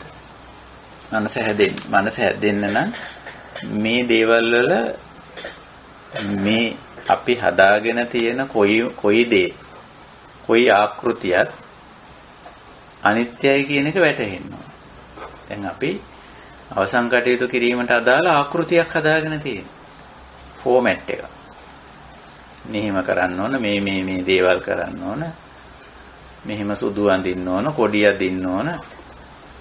පාංශුකෝල පූජා කරන්න ඕන, පෙට්ටි වල දාන්න ඕන, මෙහෙම කරන්න ඕන නේ. එහෙම ආකෘතියක් හදාගෙන තියෙනවා. ඒ ආකෘතිය ඔකට සංස්කාරය කියලා අපි කියනවා. ඒ සංස්කාරය උපාදාන කරගෙනත් තියෙනවා. එතකොට මේ ආකෘතිය සංස්කාරයක් බව දැකීම. ඒක අනිත්‍ය බව දැකීම. ඒක අනාත්ම බව දැකීම. ඔය ටික දැක්කනම් ප්‍රධාන වශයෙන්ම මේක සංස්කාරයක් කිය. අපි හදාගත්ත ආකෘතියක් කියන එක නුවණින් දැක්කොත් එතනම මේ ප්‍රශ්නේ ඉවර වෙනවා. ඒකයි තියෙන්නේ. එහෙමනම් උපේක්ඛා සම්බොජ්ජංගට්ඨානීය ධර්මවලට අයිති වෙන්නේ විදර්ශනා, විපස්සනා, යථාභූත ඥාන දර්ශනය. මේ නාම රූප ධර්මවල අනිත්‍ය ලක්ෂණය මෙනෙහි කිරීම, අනත්ත් ලක්ෂණය මෙනෙහි කිරීම, විපරිණාමය මෙනෙහි කිරීම, සමුදය වය මෙනෙහි කිරීම, හේතුඵල ධර්මතාව මෙනෙහි කිරීම. මේ වගේ ගැඹුරු ධර්මතාව මෙනෙහි කිරීමෙන් තමයි හිත උපේක්ෂාවට එන්නේ. මදහත්ව සිතන්නත්, මදහත්ව ක්‍රියා කරන්න. ඒකයි. ඉතින් ඔන්න උපේක්ඛා සම්බොජ්ජංගට්ඨානීය ධර්ම කියන්නේ ඕක අටුවාවේදී ධර්ම විස්තරවලදී කියලා නැතු වුණාට අපිට අත්දැකීමෙන් තේරෙනවා අපේ හිත උපේක්ෂාවට වැටෙන්නේ කොයි විදියට හිතුවමද කියලා. අන්තගාමීව හිතුවොත් හිත මදහත්ව හිතන ගතියක් නැහැ. මදහත්ව ක්‍රියා කරන්න බෑ. සංසුන් වෙන්නේ නැහැ. නමුත් අපි ඔය අනිත්‍ය අනාත්ම ආදී පොදු ධර්මතා ස්වභාවික තත්වයන් හොඳට මෙනෙහි කරොත්, නුවණින් මෙනෙහි කරොත් අපේ හිත මදහත් තත්වයට වැටෙනවා. මදහත්ව එතන ඉඳලා ඒ සිද්ධිය පිළිබඳව මධ්‍යස්තව හිතන්න පුළුවන් වෙනවා. මධ්‍යස්තව ක්‍රියා කරන්න පුළුවන්. හුඟක් අයට ওই සිද්ධිය තෝරලා දෙන්න අපිට ටිකක් දුෂ්කර වුණා. මා සමග පෞද්ගලිකව ඒ සම්බන්ධයෙන් විශාල ප්‍රකම්පණයට පත්වෙච්ච අය කතා කරා. තමන්ගේ මව හෝ පියා හෝ ඊටාම සමීප ඥාතිවරයෙක් හෝ දරුවා කවුරු හෝ වේවා මෙහෙම මැරුණා මේ විදියට කිසිම දෙයක් කරන්න බැරි වුණා. ඒක හරිම ප්‍රශ්නයක්, ලොකු ගැටලුවක් කියලා විශාල කම්පනයක්. විශාල අසමාහිත තත්ත්වයක්, නොසන්සුන් වීම, බරපතල විදියට දුක් වීම, පසුතැවීම හදාගෙන තියෙනවා. ඉතින් අපිට ඒක මධ්‍යස්තව හිතන්න මේ කොයි දෙයක් අනිත්‍යයි. නිට්ටය නෑ. අපි හදාගත්ත ආකෘති කොහොමද නිට්ටය වෙන්නේ? අපි හදාගත්ත ආකෘතිය නිට්ටයයි කියලා හිතාගෙන ඒකට නිට්ටය සංඥාව ඇති කරගෙන උපාදාන වෙලා තියෙනවා. ඔන්න ඔය වගේ ස්වરૂපයක් මේ තියෙන්නේ. එහෙනම් උපේක්ඛාවට අපේ මනස එන්නේ ඔය මධ්‍යස්ථ චින්තනයේට, මධ්‍යස්ථව වැඩ කිරීමේ කලාව බොහොම ගැඹුරු සංසුන් බවක් ඇති වෙන්නේ ඒකයි. හරියට මේව නුවණින් මෙනෙහි කරත් හොඳයි. එතකොට අපි ඔය විදිහට මේ බොජ්ජංගට්ඨානීය ධර්ම මේ සාකච්ඡා කරගෙන ආවේ. ඒ බෝධිඅංගය වැඩෙන්නේ කොහොමද? ඒ අපේ මදහත් බව නැත්තම් ඕවා සමහර වෙලාවට ඔය දේවල් මේ වෙනත් විදිහකට අර්ථකථන වෙන අවස්ථාවලුත් තියෙනවා. ඔය සමහර දේවල් එච්චර ගණන් ගන්න නැතුව ඉන්න එක සමහරු උපේක්ෂාවෙන් ඉන්නවා, මදහත් පවෙන් ඉන්නවා කියලා එහෙමත් කියනවා. ඒක ඉතින් උපේක්ෂාව නෙමෙයි. ඒක Tamanට අවශ්‍යතාවය නැති නිසා හරි මොකක් හරි. නමුත් උපේක්ෂාවේ ස්වභාවය තමයි ඒ ධර්මතාවය ගැඹුරින් අවබෝධ කරගෙන. ඒ අවබෝධය තුල තමයි මේ මධ්‍යස්ථ භාවයෙන් යුතුව ඉන්නේ. අන්තයට වැටෙන්නේ නැතුව, කලබල වෙන්නේ නැතුව, නොසන්සුන් වෙන්නේ නැතුව, කෙලෙස් ඇති කරගන්න නැතුව ඉන්න ලක්ෂණය අවබෝධයෙන් ආපු ගමන. ඉතින් අපිට ওই தත්ත්වය ඇති කරගන්න පුළුවන්. ඕනෑම දෙයක් සම්බන්ධයෙන් උපේක්ෂාවෙන් මදහත්ව හිතන්න, මදහත්ව ක්‍රියා කරන්න, මධ්‍යස්තව හිතන්න, මධ්‍යස්තව ක්‍රියා කරන්න, අන්තගාම වලට නොඇති. ඒක එහෙමම විය යුතුයි හෝ එහෙම නොවිය යුතුයි හෝගේ අන්ත තියෙනවනේ. එහෙමම වෙන්න ඕන. එහෙමම වෙන්න අවශ්‍ය නැහැ කියලා ඔහොම අන්ත දෙකට යනවනේ අපි. ඒ අන්ත දෙකටම නොයා. මධ්‍යස්තව මදහත්ව හිතන්න, කියන්න, කරන්න පුළුවන් හැකියාවට තමයි උපේක්ඛා කියලා කියන්නේ. ඉතින් එතෙන්ට එනකොට අපි අර අන්ත වලින් ගැලවිලා, කෙලෙසුන්ගෙන් මිදිලා බොහොම ශාන්ත සංසුන් මනසක්, ගැඹුරු නිසල ජලාශයක් වගේ තත්වයට අපේ හිතපත් වෙනවා. ඉතින් ඔන්න ඔහම. එතකොට ඔය කුසල් වඩා ගත්තම තමයි ඔය දැන් භාවනා පරියාය. ආපහු අපි සබ්බාසව සූත්‍රයට ගියොත් ඔය භාවනා පරියාය ඔය කුසල් වඩා ගැනීමෙන් තමයි ඔය ආසව දුර වෙන්නේ. දැන් ඔය මං කිව්වේ ඒක ආසවයක්. මරණ අවසන් කටයුතු මෙහෙම කරන්න ඕනේ කියන්නේ ආසවයක්. හැබැයි ඔක ආසවයක් කියලා කියන්නවත් සමහරු කැමති නැහැ.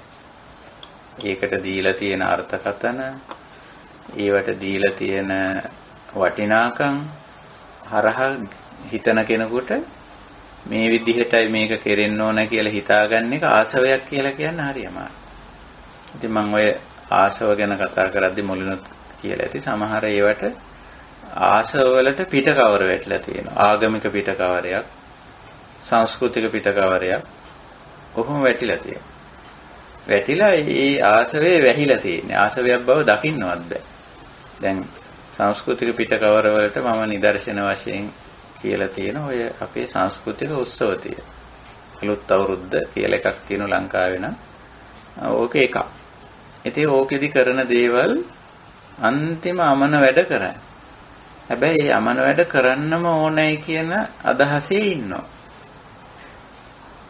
නුවණින් බැලුවොත්, ප්‍රඥාව මෙහෙවල බැලුවොත් පේනවා මේවා හරිම අමනෝඥ මෝඩ වැඩ කියලා. ඒකෙදි කරන්නේ සාතිශය බහුතරයක් වැඩ ඒවා. මුදල් නාස්ති කරන, පරිසරය දූෂණය කරන වැඩ. එහෙම දේවල් කරන්නේ. ඊළඟට ආගමික පිටකවල. මම ඕකට හුඟක් නිදර්ශනය ගන්නේ ලංකාවේ ආගමික ආගමික වැඩ. ප්‍රධාන ආගමික උත්සවයක් තියෙන වෙසක් උත්සවය කියලා. වෙසක් පොසොන් ඇසල කියලා දැන් ඕක තව වැඩි වෙලා තියෙනවා. ඒවයි කරන දේවල් දිහා බැලුවොත් හරිම අර්ථ ශූන්‍ය දේවල් කරන. හැබැයි ඒවා ආසව වෙලා තියෙනවා. ඒ එහෙමම කරන්න ඕන, ඒ විදිහටම කරන්න ඕන කියන දැඩි මතේ ඉන්නේ. ඉඳගෙන කටයුතු කරනවා. කවදාවත් ඒක දිහා විවෘත මනසකින් බලන්නේ නැහැ. මේක කළ යුත්තක්ද නොකළ යුත්තක්ද, මේකේ හරයක් තියනවද අර්ථයක් තියනවද බලන්නේ. ඒක මුල් බැසගත්ත සම්ප්‍රදායගත වෙච්ච මතයක්, ආසවයක් වෙලා තියෙනවා. ඔය වගේ දේවල් තියෙන. ඉතින් ඕක පොඩ්ඩ හරි එහෙම වුණ ගමන් රණ්ඩු කර ගන්නවා. ගහමරා ගන්න තැනටම යනවානේ. ඒකයි තියෙන්නේ. ඔය වගේ ඕනතරම් තියෙනවා දක්වන්න පුළුවන්. මම අර ආහාර නිවාස ඇඳුම් බෙහෙත් වලින් කිව්වේ. ඒ වගේ ඔය ආගමික සංස්කෘතික දේවල් වලින් දේශපාලන ඔය නොයෙක් දේවල් වල ආසව තියෙනවා. ඒවා දකින්නවත් මිනිස්යන්ට පුළුවන් කමක් නැහැ. දැන් මම තව සරල උදාහරණයක් කියන්නම්. මිනිස්සු හදාගෙන තියෙනවා ජාතික කොඩි කියලා වර්ගයක්. ජාතික කොඩි. හැම රටේම ඔහොම එකක් තියෙනවා. ජාතික කොඩියක් කියලා. ඉතින් ඕකට මොනවා හරි පාට ටිකක් දාලා, වර්ණ සංකේත ටිකක් දාලා එහෙම එකක් හදාගෙන තියෙන හැමෝම. ජාතික කොඩිය. දැන් ජාතික කොඩිය සංස්කාරයක් කියලා කිව්වොත් එහෙම ඒක කාටවත් තේරෙන්නේ නැහැ. ජාතික කොඩිය කියන්නේ සංස්කාරයක්. ඒ සංස්කාරය උපාදාන කරගෙනත් ඉන්න ওই જાති අය ඔක්කොම. මේක අපේ ජාතික කොඩිය, මේකෙන් කියන්නේ මේක, මේ පාටෙන් කියන්නේ මේක, මේ සංකේතයෙන් කියන්නේ මේක කියලා ඕ විශාල ලොකු සංස්කාරයක් හදලා තියෙනවා. ඒ සංස්කාරය උපාදාන කරගෙන තියෙනවා. අර දිලාවත් අර කොඩියේ තියෙන පොඩි ඉරක් හරි වර්ණයක් හරි චූටි දෙයක් හරි කවුරු හරි වෙනස් කෙරුවොත් මොකද වෙන්නේ? අන්න ඇති වෙන ගැටලුව. ඒකයි තියෙන්නේ. ඉතින් නමුත් අපේ කොඩිය අපිට කොඩි දෙකක් තියෙනවා කියලා හිතන්නකො. ආගමික කොඩියක් තියෙනවා. පාට පහක් සහිත කොඩියක් අපිට තියෙනවා. අපි ඔකට බෞද්ධ කොඩිය කියනවා. ජාතික කොඩිය කියලා එකක් තියෙනවා. සත්ව රූපයක් ඇතුල් කරලා තවත් සංකේත ටිකක් ඇතුල් කරලා බෝකොල ඒව මේවා දාලා වර්ණ කීපයක් සම්බන්ධ කරලා බෝඩර් එකක් දාලා ඔහොම එකක් අපි හදාගෙන තියෙනවා. ෆ්ලැග් එකක් කොඩිය. දැන් මේක සංස්කාරයක් කියලා දකින්න පුළුවන් ද ලේසියෙන් කෙනෙකුට? අපි හදාගත්ත සංස්කාරයක් කියලා දකින්න අමාරුයි. නමුත් මේක හදපු ගමන්ම ඒකට උපාදාන වෙනවා. උපාදාන වෙලා ඉතින් ඒක දැඩිව ගන්න. මම ඔය මේ ආසව දකින්න පොඩි පොඩි අවදි කිරීම කළේ මේ හරහා අපේ කල්යාණ මිත්‍රයෝ උත්සාහ කරන්න තමන් තුල තියෙන ආසව දකින්න. අනිත් අයගේ නෙමෙයි තමන් තුළ තියෙන ආසව දකින්න. ඒක තමයි මේ ආසව සබ්බාසව සංවර පරියාය සබ්බාසව සූත්‍රය හරහා අපි ආපු තැන. ඉතින් හොඳයි මම ඔය සබ්බාසව සූත්‍රයේ ඇසුරින් තව සාකච්ඡාවක් විතර කරන්න බලාපොරොත්තු වෙනවා. විශේෂයෙන් ඔය මේ ආසව සංස්කෘතික ආගමික වශයෙන් තියෙන ඔය ආසව ගැන තව ටිකක් සාකච්ඡා කරන්න බලාපොරොත්තු වෙනවා. ඉතින් ඔය සූත්‍රයේ තියෙන කාරණා ටික උතකින් අවසන් වෙනවා. අන්තිමට තියෙන්නේ භාවනා පරියාය. භාවනා පරියායට ඉදිරිපත් වෙලා තියෙන ඔය බොජ්ජංග ධර්ම 7. සති ධම්ම විචි විරී පීති පස්සද්ධි සමාධි උපේක්ඛා කියන බෝධිඅංග ධර්ම 7. ඒවත් අපි සාකච්ඡා කළා. ඒවා බෝධිඅංග බවට පරිවර්තනය වෙන්නේ කොහොමද කියලා. ඉතින් අද අපි කතා කරේ සමාධි උපේක්ඛා දෙක. ඉතින් හොඳයි මම හිතනවා සාකච්ඡාවතකින් අපි නතර කරලා වෙනදා වගේ අපි පොඩි කාලයක් ඉතිරි වෙලා තියෙන නිසා මේ අපේ ධම්සභාවෙන් අපේ කල්යාණ මිත්‍රයන්ට ඊට අවකාශයක් ලබා දෙමු. මේ ප්‍රශ්න ගැටලු තියෙනවා නම් ඉදිරිපත් කරන්න. ඒ වගේම තමන්ගේ අවබෝධයේ දැනුම ධර්ම අවබෝධයේ බෙදා හදා ගන්න අවස්ථාවක් කරගමු කියලා මතක් කරනවා. හොඳයි ඒ සඳහා අවස්ථාව. ඔව්. දැන් මේ දැන් අපි ලෝකෝත්තර මාර්ගයේ ගමන් කරනකොට විවිධාකාර පුද්ගලයන්ගේ ඉන්ද්‍රිය නානත්වය වෙනස් නේ ස්වාමීන් වහන්සේ.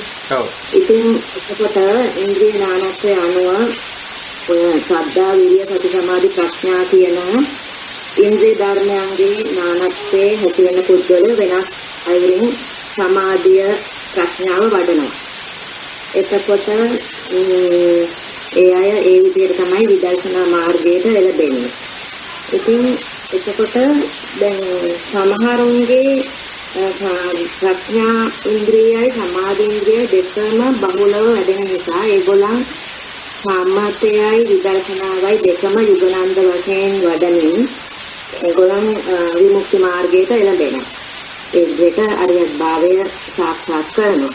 ඒකට තව පුද්ගලයේ විදර්ශනා දෙකම විදර්ශනාවයි සමතය දෙකම වඩනවා. මොකද සමාධි ඉන්ද්‍රියයි ප්‍රඥා ඉන්ද්‍රියයි දෙකම වැඩිලා තියෙනවා. නමුත් එයාගේ සමතේ වඩන්න සමාධි ඉන්ද්‍රිය දියුණු ප්‍රඥා ඉන්ද්‍රියට වැඩිය. එතකොට අර පළවෙනි පුද්ගලයාට බුද්ධ ධර්මයේ හඳුන්වලා තියෙනවා සුඛාපටිපදා චිත්තා බින්‍යා කියලා. නේද ස්වාමීන් වහන්සේ? එතකොට දෙවෙනි පුද්ගලයා ඒ දැන් සමාධි ඉන්ද්‍රියයි දෙකම වඩනවා. නමුත් එයාගේ සමතේ තමයි වැඩි. එතකොට එයා සුඛපටිපදා දන්දා විඤ්ඤා වශයෙන් හඳුන්වලා තියෙනවානේ. එතකොට තුන්වෙනි පුද්ගලයා සමාධිය විදර්ශනාවයි දෙකම වඩන්න උත්සාහ කරනවා. නමුත් එයාගේ ප්‍රඥා ඉන්ද්‍රිය හුඟක් දියුණුයි සමාධි ඉන්ද්‍රියට වැඩිය. එතකොට එයා හඳුන්වලා දීලා තියෙනවා දුක්ඛ පටිපදා කිප්පා විඤ්ඤා විදියට. එතකොට හතරවෙනි පුද්ගලයා එයාට හුඟක් අමාරුයි සමාධිය වඩන්නත් විදර්ශනාව බොහොම අමාරුවෙන් සුද්ධ විදර්ශනා ක්‍රමයට එයා බොහොම අමාරුවෙන් විදර්ශනාව පමණක්ම වඩලා අවසානයේ මේ හතර දෙනාම කොහොම හරි විමුක්තිය සාක්ෂාත් කරගන්නවා. ඉතින් ඒ ගැන ඔබ වහන්සේ අපිට පොඩ්ඩක් විස්තර කරන්න පුළුවන්ද ස්වාමීන් වහන්සේ? දැන් ඔය පටිපදා හතර මූලික වශයෙන් දෙකට බෙදෙන සුඛ දුක්ඛ කියලා, ඊළඟට අවබෝධය, කිප්පා සහ දණ්ඩා කියලා ඔය අනුව තමයි පටිපදා හතර යෙදෙන්නේ. ඔතෙන්දි මේ ඉන්ද්‍රිය ධර්මත් එක්ක තියෙන ගැළපීම, සද්ධා, වීරිය, සති, සමාධි, ප්‍රඥා කියන මේ ඉන්ද්‍රිය ධර්මත් එක්ක තියෙන ගැළපීම, ඉන්ද්‍රිය ධර්ම ඔය කොහොම විග්‍රහයක් ඇත්තටම ධර්මයේ තියෙනවා. ඔබතුමී ඉදිරිපත් කරන නිසා මම ඒක නැවත පැහැදිලි කරන්න අවශ්‍ය වෙන්නේ නැහැ. එතකොට මෙතෙන්දි මට එකතු කරන්න තියෙන්නේ ඒ කාරණේ සම්බන්ධයෙන් දැන් අපි බලන්න ඕනේ අපි මේ ධර්ම මාර්ගයේ යන ඇත්ත හැටියට අපේ ප්‍රතිපදාවේ ස්වરૂපය බලන්න ඕනේ. දන්දා විඤ්ඤා මේ සුඛාපටිපදාවේද ඉන්නේ දුක්ඛාපටිපදාවේද ඉන්නේ කියලා. ඒ වගේම කිප්පා විඤ්ඤාද දන්දා විඤ්ඤාද කියලා බලන්න ඕනේ. ඒ කියන්නේ තමන් මේකේ පහසුවෙන් ගමන් කරන ස්වરૂපයක්ද පේන්නේ, එහෙම නැත්නම් විශාල අපහසුවකින් ගමන් කරනවාද? තමන්ගේ ක්ලේශ ධර්ම දුරු වීම පහසුවෙන් වෙනවද අපහසුවෙන් වෙනවද කියලා. ඕක තමයි අපි පරිේශනාත්මකව බලන්න ඕන. තමන් දිහා තමයි අතර මේකෙන් බලන්න ඕන. එතකොට එහෙම බලපුවාම තමන්ගේ ගමන, ඒ කියන්නේ දුක්ඛ පටිපදා නම් එතෙන්දි කියවෙන්නේ තමන් කාමයට බරයි කියන. කාමයට අකුසලයට බර නම් එයා අමාරුවෙන් යන්නේ. මොකද අර බර ලොකු බරක් මෙහි තියාගෙන යන්නේ. ලොකු බරක් කියන එකෙන් අදහස් කරන්නේ විශේෂයෙන් කාමයේ පැත්තට. කාමයේ නිසාම තමයි අකුසලයට වැටෙන්නේ. කාමාශප්ත ගතිය, කාමාවචර ගතිය, කාමච්ඡන්දේ, කාමරාගේ, කාමදාහය හරහා තමයි මේ ප්‍රමාදය සිද්ධ වෙන්නේ. එතකොට තේරුම් ගන්න වෙනවා අපේ මේ ප්‍රමාද ගතිය, මන්දගාමී ගතිය ඇති වෙන්නේ එහෙමයි කියලා. එතකොට කරන්න ඕන අර බර ටිකක් බිමින් තියන්න. දැන් අපි ලොකු බරක් උස්සගෙන යනකොට හරි හැමින්නේ යන්න වෙන්නේ. ඒකයි ස්වરૂපය. එතකොට අපි මේ වෙහෙස හිමින් බොහොම වෙහෙස සහිතව බොහොම මහන්සියකින් බොහොම හිමින් යන ගමනක්ද මේ ආර්ය මාර්ගයේ යන්නේ. එහෙනම් එතෙන්දී තේරුම් ගන්න වෙනවා මෙතන තියෙනවා කාමයට බර ගැටියක් කියලා. අන්න ඒක ඒ බර හැල්ලු කරගන්න ඕන, නෙක්ඛම්මයට යන්න ඕන. එතෙන්දී උඹ දෙන්නේ. අයිස්කම්මයට යන්න ඕන. ගියාම අර බර හැල්ලු වෙනවා. ඔන්න එතෙන්දී අර පටිපදාව සුඛා වෙනවා. දැන් හරි පහසුයි, බර අඩුයි. දැන් බර අඩු වුණාම වේගයෙන් යන්න පුළුවන්, ඉස්සරහට ඉදිරියට යන්න පුළුවන් කියන එක. මම මේ ගමනක් යන එකක් ගැන නිකන් නිදර්ශනයක් කියන්නේ. නමුත් මේක අපිට තේරුම් කරගන්න උපකාරී වෙනවා. ඊළඟට අවබෝධයේ පැත්ත. දැන් ඔය කාමාශක්ත ගතිය වැටෙන හුඟක් හැඟීම් පැත්තෙන් යන්නේ. අනිත් පැත්තෙන් සමහර අයට අවබෝධය නැහැ. ඒ කියන්නේ පඤ්ඤේන්ද්‍රිය කියලා අපි ඒක ඉන්ද්‍රිය ධර්ම හැටියට ගත්තොත් පඤ්ඤේන්ද්‍රිය කියලා ගන්න පුළුවන්. ප්‍රඥා පැත්ත අවබෝධයේ අඩුයි. අවබෝධය අඩු වුණාමත් මේ මාර්ගයේ ගමන ප්‍රමාද වෙනවා. අවබෝධය අඩු වුණා. ඒක නිසා තමන්ට අවශ්‍ය දේ මේ ගොඩාක් දේවල් දැනගන්නවයි කියන එක නෙමෙයි. ඇත්තටම පඤ්චේන්ද්‍රිය කියලා කියන්නේ ප්‍රඥාවන්ත භාවය කියලා කියන්නේ උගත් දේවල් දන්නවයි කියන එක නෙමෙයි. උගත් දේවල් දන්නවයි කියන එකට අපි කියන්නේ බහුසුත කියලා. පඤ්ඤාවන්ත කියන එකයි බහුසුතයි කියන්නේ දෙකක්. ඒකට බහුසුත භාවයේ නෙමෙයි වැදගත් වෙන්නේ පඤ්ඤාවන්ත භාවය. මේ දුක කියන්නේ මොකද්ද? ඒකට හේතුව මොකද්ද? මිදීම කියන්නේ මොකද්ද? ඒකට මාර්ගය මොකද්ද කියලා අඩුම් ගන්න මෙන්න මේ ටික හරියට දැන අවබෝධ කරගෙන ඉන්නව නම් එයා ප්‍රඥාවන්තයි. එතකොට එයාට ඔය අනිත් වැල් වටාරම් පැත්තකට දාලා තමන්ගේ ගමන යන්න ලේසි. එතකොට ගමන වේගවත් වෙනවා. ඔන්න ඔය විදිහට අපිටම බලන්න පුළුවන් අපිටම නිරීක්ෂණය කරන්න අපේ ගමන ප්‍රමාදද වේගවත්ද කියලා. මන් දන්දා කිප්පා අභිඥා පැත්තේ අවබෝධයේ අඩුද අවබෝධයේ වැඩිද ඊළඟට මේ කෙලෙස් වලින් ගැලවීම පහසුවෙන් සිද්ධ වෙනවද අපහසුවෙන් සිද්ධ වෙනවද සුඛාද දුක්ඛාද කියන එකත් අපිට බලන්න පුළුවන්. බලලා අපිට ඇත්තටම ඒකට අදාළ ප්‍රතිකර්මය කරගන්න පුළුවන්. ඔය ඔබතුමී මේ විස්තර කර විදිහට ඉන්ද්‍රිය ධර්ම වල බලපෑම තියෙනවා. සද්ධා, වීරිය, සති, සමාධි, ප්‍රඥා. දැන් වීරිය අඩු අයගේ මන්දගාමී. සතිය අඩු අයගේ මන්දගාමී ලක්ෂණය තියෙනවා. ඉතින් ප්‍රඥාව අඩු වුණාමත් ඒ ලක්ෂණය තියෙනවා. ඉතින් ඒක නිසා ඉන්ද්‍රිය ධර්ම වැඩි කරන ප්‍රමාණයට සති, සද්ධා, වීරිය, සති, සමාධි, ප්‍රඥා. ඉන්ද්‍රිය ධර්ම වඩන ප්‍රමාණයට ප්‍රතිපදාව සුඛා වෙනවා, අභිඥාව කිප්පා වෙනවා. අවබෝධයේ වේගවත් වෙනවා. කෙලෙස් ඔය පටිපදා කියන එක එතන අදහස් කරන්නේ සුඛා දුක්ඛා කියන එකෙන් අදහස් කරන්නේ කෙලෙස් වලින් ගැලවෙන ප්‍රමාණය කියන එකයි. ගැලවෙන්න ඒක සුඛ පැත්තට වැටෙන්නේ. කෙලෙස් වලින් මිදෙන්න සුඛ පැත්තට වැටෙන්නේ. සුඛා පටිපදා කියලා. ඉතින් ওই විදිහට අපිට උතෙන් තියෙන්නේ අතර මට එකතු කරන්න තියෙන්නේ ওই සම්බන්ධයෙන් ඔබතුමීගේ අදහසට එකතු කරන්න තියෙන්නේ අපි නිරීක්ෂණය කරලා බලන්න එක අපේ ගමන මන්දගාමීද ශීඝ්‍රගාමීද කියලා.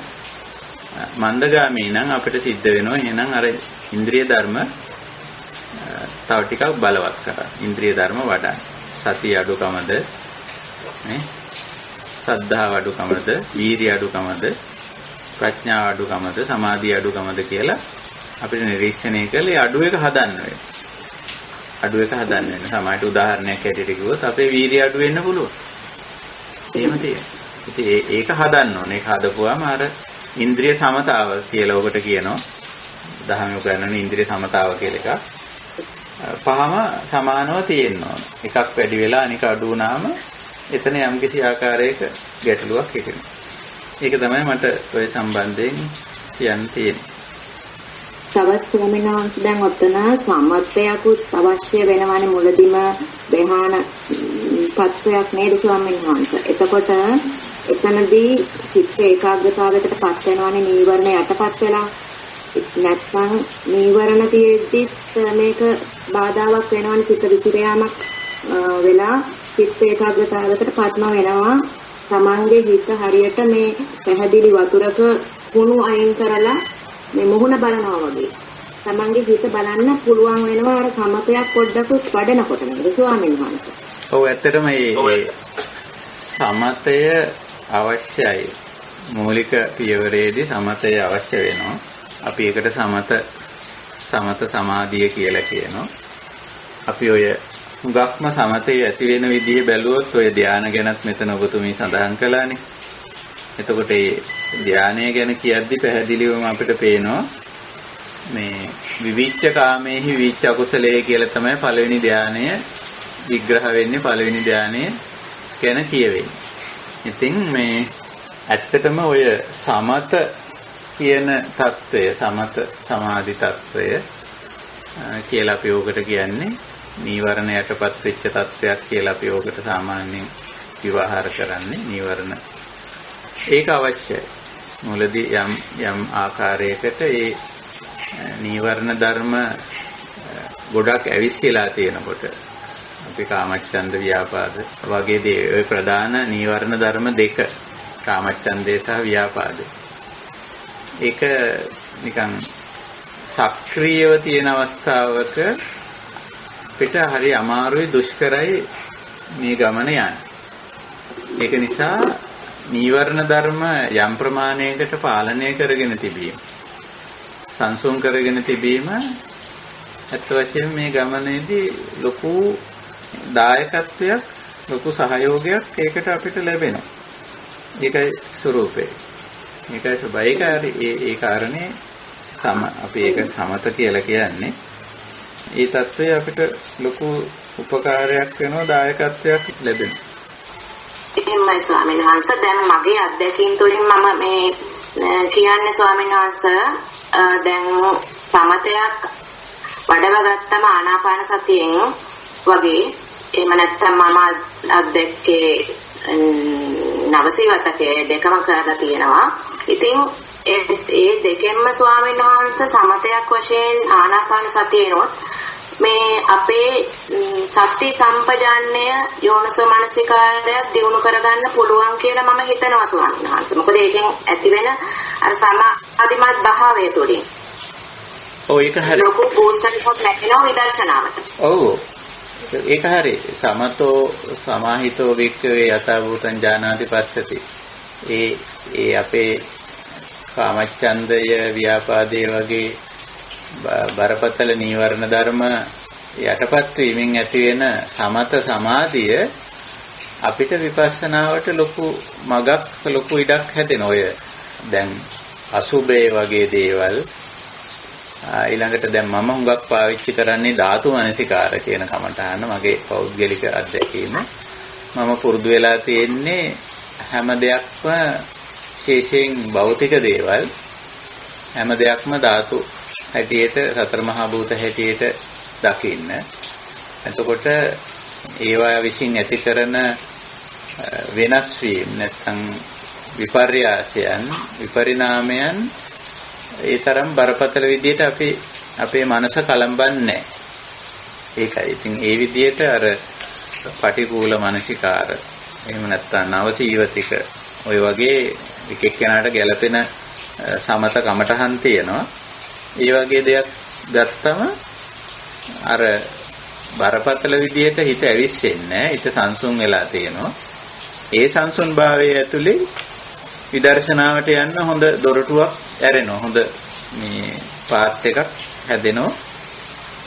ඒ ධර්මතාවම මූලික වශයෙන් අසුභ වශයෙන් හරි ධාතු වශයෙන් හරි බැලුවොත් මම මේ කතා කරන්නේ රූප ධර්ම ගැන නාම ධර්ම ගැන නෙමෙයි. ඒ රූප ධර්මයේ යථා ස්වභාවය අවබෝධ කරගන්න එතනම දොරක් විවෘත වෙනවා. ඒකයි ස්වභාවය. ඒක නිසා සමතේ වැඩිම විදර්ශනාවට යන ලොකු උදව්වක් වෙනවා. ලොකු පියවරක්, ලොකු පඩියක්, ලොකු නැග්මක්, ලොකු ඉනිමගක් වෙනවා සමතේ වැඩිම. මේක හරි. එතකොට ස්වාමීන් වහන්සේ තවත් දැන් අපි සමතයක් තෝරා ගනිද්දි ස්වාමීන් වහන්සේ ඔය ඉන්ද්‍රිය නානත්වයේ බලපානවනේ නේද ස්වාමීන් වහන්සේ? දැන් සද්ධාව වැඩි කෙනාට බුද්ධානුසතිය වගේ, දැන් එතකොට කාමයේ වැඩි කෙනාට අසුභය වගේ, පටිඝය වැඩි කෙනාට මෛත්‍රී භාවනාව වගේ ඒවත් ඔය ඉන්ද්‍රිය නානත්වය අනුව බලපානවා නේද ස්වාමීන් වහන්සේ? ඔව් එතන අපි කියන්නේ සමත භාවනාවේ සෝඛා ගැනීමේදී. ඔව් එතන කියන්නේ අපි මේ චරිත ස්වභාවය කියලා කියන්නේ. දැන් ඔය රාගය වැඩිකම, ද්වේෂය වැඩිකම, විතර්කයේ වැඩිකම කියලා නෙවට කියන්නේ. දැන් අර විතක්ක බහුල ස්වභාවය තමයි අතන කියන්නේ ආනාපාන සතිය වගේ වඩන්න කියලා කියන්නේ. අර කොච්චරවත් හිත විසිරුණු ස්වභාවයෙන් යුක්ත ගතිය ඒ ස්වභාවය. ඊළඟට රාග බහුල වීම තුල අර අසුභය වැඩිම තුලින් తాවකාලිකව රාගය පිළිබඳව තියෙන දැඩි ඇවිස්සෙන ස්වභාවය සංසුන් වෙනවා. ද්වේෂ බහුල වීම ද්වේෂ චරිතයට මෛත්‍රිය වැඩිම තුලින් ද්වේෂය తాවකාලිකව යටපත් වීමක් සිද්ධ වෙනවා. සමත කියලා ඒකට කියන්නේ. ඒ සමත උනයින් පස්සේ යාට ඒ ද්වේෂයේ පටිඝ නිමිත්ත විදර්ශනා කරන්න පුළුවන්කම තියෙනවා. දැන් මෛත්‍රිය වැඩපු පුද්ගලයා මෛත්‍රිය වැඩිමින් ද්වේෂය සම්පූර්ණයෙන්ම අයින් වෙන්නේ නැහැ. එතන වෙන්නේ අර අවිශ්ලා තියෙන ගතිය සංසුන් වීම. ඒ වෙලාවේ ඊට පස්සේ යා කරන්න ඕන පටිඝ නිමිත්ත විදර්ශනා කරන්න ඕන. පටිඝ නිමිත්ත කියලා කියන්නේ අර තමන් කලබලයටපත් වුණු හේතුව නෝනින් මෙනෙහි කරන්න ඕන. එතකොට තමයි සම්පූර්ණයෙන්ම යා ද්වේෂ සහගත ස්වභාවයෙන් සම්පූර්ණ අයින් වෙන්නේ. ඒ විදිහට අර රාගයේදීත් එහෙමයි. අසුබේ වැඩුවට සම්පූර්ණ රාගය අයින් වෙන්නේ. ඊට පස්සේ අසුබේ වැඩුවම රාගයෙන් ඇවිස්සලා තියෙන හිත සංසුන් වෙනවා. අසුබේ වැඩුවම. ඊට පස්සේ විදර්ශනාවට යන්න ඕනේ යා. ඒ කියන්නේ රාග නිමිත්ත විදර්ශනා කරලා බලන්න ඕනේ. ඒ රාග නිමිත්ත විදර්ශනා කරගෙන යනකොට තමයි අපිට ඔය පටිකූල මනසිකාර, ධාතු මනසිකාර, ජීවිතික මනසිකාර වගේ කමඨහන් මොන ගැහෙන්නේ. විශේෂයෙන් රූප රාගය, ශබ්ද රාගය, ගන්ධ රාගය, රස රාගය, පොට්ටබ්බ රාගය වගේ දේවල්. ධම්ම රාගයේදී ඒ කියන්නේ යම් ධර්මතා පිළිබඳව ඇති වෙන දැඩි නැඹුරුතාවය. ඔය දැඩි නැඹුරුතාවය තමයි රාග කියන්නේ. ද්වේෂ කියන්නේ දැඩි ප්‍රතික්ෂේපය. ඔය දෙකෙන් හිත ඇවිස්සලා තියෙන අවස්ථාව තමයි ඔය නීවරණ අවස්ථා කියලා කියන්නේ. හිත වැහිලා තියෙන අවස්ථා. ඉතින් ඒ වගේ අවස්ථාවක ඔය සමත කමඨහන් ප්‍රයෝජනවත් වෙනවා. සමත කමඨහන් වල ලොකු දායකත්වයක් ලැබෙනවා. හැබැයි සමතකරණය කරගත්තයින් පස්සේ ඒ තැනත්ත විදර්ශනාවට යනවා. විදර්ශනාවට ගියයින් පස්සේ තමයි අර ක්ලේශ ධර්මයේ සම්පූර්ණ අපිට ගලවා ගන්න පුළුවන් වෙන්නේ. ඒක නිසා සමත කමඨහන් ප්‍රයෝජනවත්. ඒවා වඩන්න අපි චරිත ස්වභාවය බලන්න ඕනේ. හැබැයි තමන්ගේ චරිත ස්වභාවය බලන්න ඕන. සමහරට තමන් රාග චරිතයක් වෙන්න පුළුවන්, ද්වේෂ චරිතයක් වෙන්න පුළුවන්, විතක්ක චරිතයක් වෙන්න පුළුවන්. ඔය රාග, ද්වේෂ, මෝහ සහ සද්ධා බුද්ධි විතක්ක කියලා ඔහොම චරිත වර්ගීකරණයක් තියෙනවා. හැබැයි ඔය මුල් බුදු සමයේ නෙමෙයි තියෙන්නේ. විසුද්ධි මාර්ග වගේ පශ්චාත් කාලීන විවරණ ග්‍රන්ථවල තියෙන්නේ. නමුත් ඒවා අපිට ප්‍රයෝජනවත්. අපිට අනුන් දිහා බලන්න නෙමෙයි ඇත්තට මේවා හරිගස්සලා තියෙන්නේ. Taman දිහා බලන්න. භාවනාවේදී තමන්ගේ පැත්ත හැරිලා තමන් දිහා බලලා තමන්ගේ චරිත ස්වභාවය අඳුනගෙන තියෙනකොට ඒක දුරු කරගන්න, ඒක සංසිඳවන්න පුළුවන්කම තියෙන ওই විදියට ගිහිල්ලා ඊට අදාළ සමතකමටහන තමන් තෝරගෙන තියෙනවා. ඕනම වෙලාවක තමන් වඩන්නේ ඒ සමතකමටහන. තමන් ඇවිස්සුණු ගමන්ම අර නීවරණයටපත් වුණා කියලා කියන්නේ ඇවිස්සුණා කියන එක. ඒකයි. ඕකට කුප්පා කියලා කියන පාලි භාෂාවෙන් ඇවිස්සෙනවා තමයි යම් වෙලාවක. එතකොට ඇවිස්සුණ ගමන්ම අර නිකන් හරියට අර උදාහරණයකින් කිව්වොත් දැන් අපිට තියෙනෝනේ දිගට යන ලෙඩ. එතකොට ඕක ඉහිටි ගමන් පොඩ්ඩක් වැඩි වෙනවා. වැඩි වුණ ගමන්ම ගන්න ඕන බේත මොකද්ද කියලා අපි දන්නවා. එතකොට මේ බේත් පෙත්ත අපි ළඟ තියන් ඉන්නවා වගේ හරියට අපි ඇවිස්සුණු ගමන්ම අපි දන්නවා ඊට අදාළ සමත කමඨහන මොකද්ද කියලා. ඉතින් මේ සමත කමඨහන වඩලා ඒක සංසුන් කරගන්න, සමත කරගන්න. සමත කරගෙන ඊට පස්සේ හැබැයි එතනින් නතර වෙලා බෑ. ඔය කායික රෝග වගේ මේ දිගට අල්ලගෙන යන්නේව නෙමෙයි. අපි මේ මානසිකව කතා කරන කෙලෙස්, ඒ ක්ලේශ ධර්මයේ සම්පූර්ණ දුරු කරගන්න. දුරු කරගන්න නම් සමතයෙන් සමතකරණයේ වෙච්ච යෝගියා විදර්ශනාවට යනවා. ගිහිල්ලා ඒ නිමිත්ත විදර්ශනා කරනවා. රාග නිමිත්ත නැත්නම් පටිඝ නිමිත්ත. එහෙම නැත්නම් ඔය උද්දච්ච නිමිත්ත විදර්ශනා කරපුවාම තමයි ඒක සම්පූර්ණම බැහැර වෙන්නේ. ඒකයි මේ බොජ්ජංග ධර්ම වල කාය සූත්‍රය වල වගේදී නිමිත්ත යෝනිසෝ මනසිකාර බහුලීකාරෝ කියලා තියෙනවා. තත්ත අත්ති නිමිත්තං තත්ත යෝනිසෝ මනසිකාර බහුලීකාරෝ කියන. ඒ නිමිත්ත අල්ල ගන්න ඕන මොකකින්ද කලබල වුනේ? මොකක් නිසාද ඇලුනේ? මොකක් නිසාද ගැටුනේ? මොකක් නිසාද කලබල වුනේ? හිත විසිරුනේ කියලා. අන්න ඒ නිමිත්ත අල්ලගෙන ඒක විදර්ශනා කිරීමෙන් ඒ නිමිත්ත අපිට සම්පූර්ණයෙන්ම බැහැර කරන්න පුළුවන්. නිමිත්තක් ගාහි කියන තත්වයටපත් වෙන්න පුළුවන්. ඒක නිසා අපිට සමත කමඨහන් ප්‍රයෝජනවත් වෙනවා. ඒක හරි. හොඳටම තේරුණා ස්වාමීන් වහන්සේ. ඔබ වහන්සේට බොහෝම කුසල. තෙරුවන් සරණයි.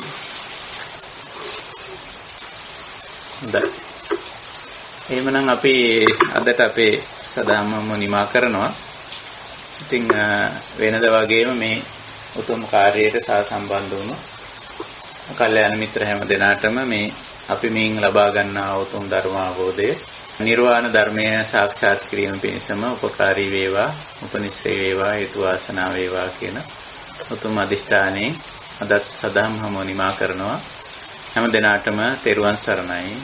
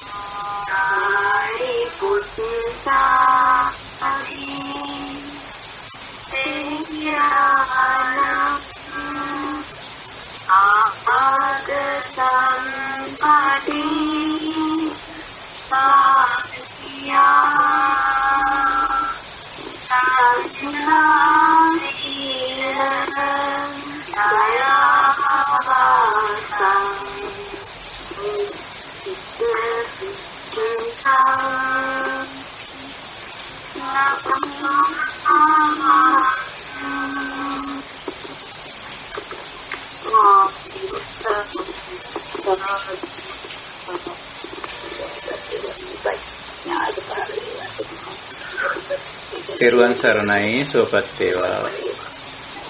තෙරුවන් සරණයි ස්වාමීන් වහන්සේ. තෙරුවන් සරණයි.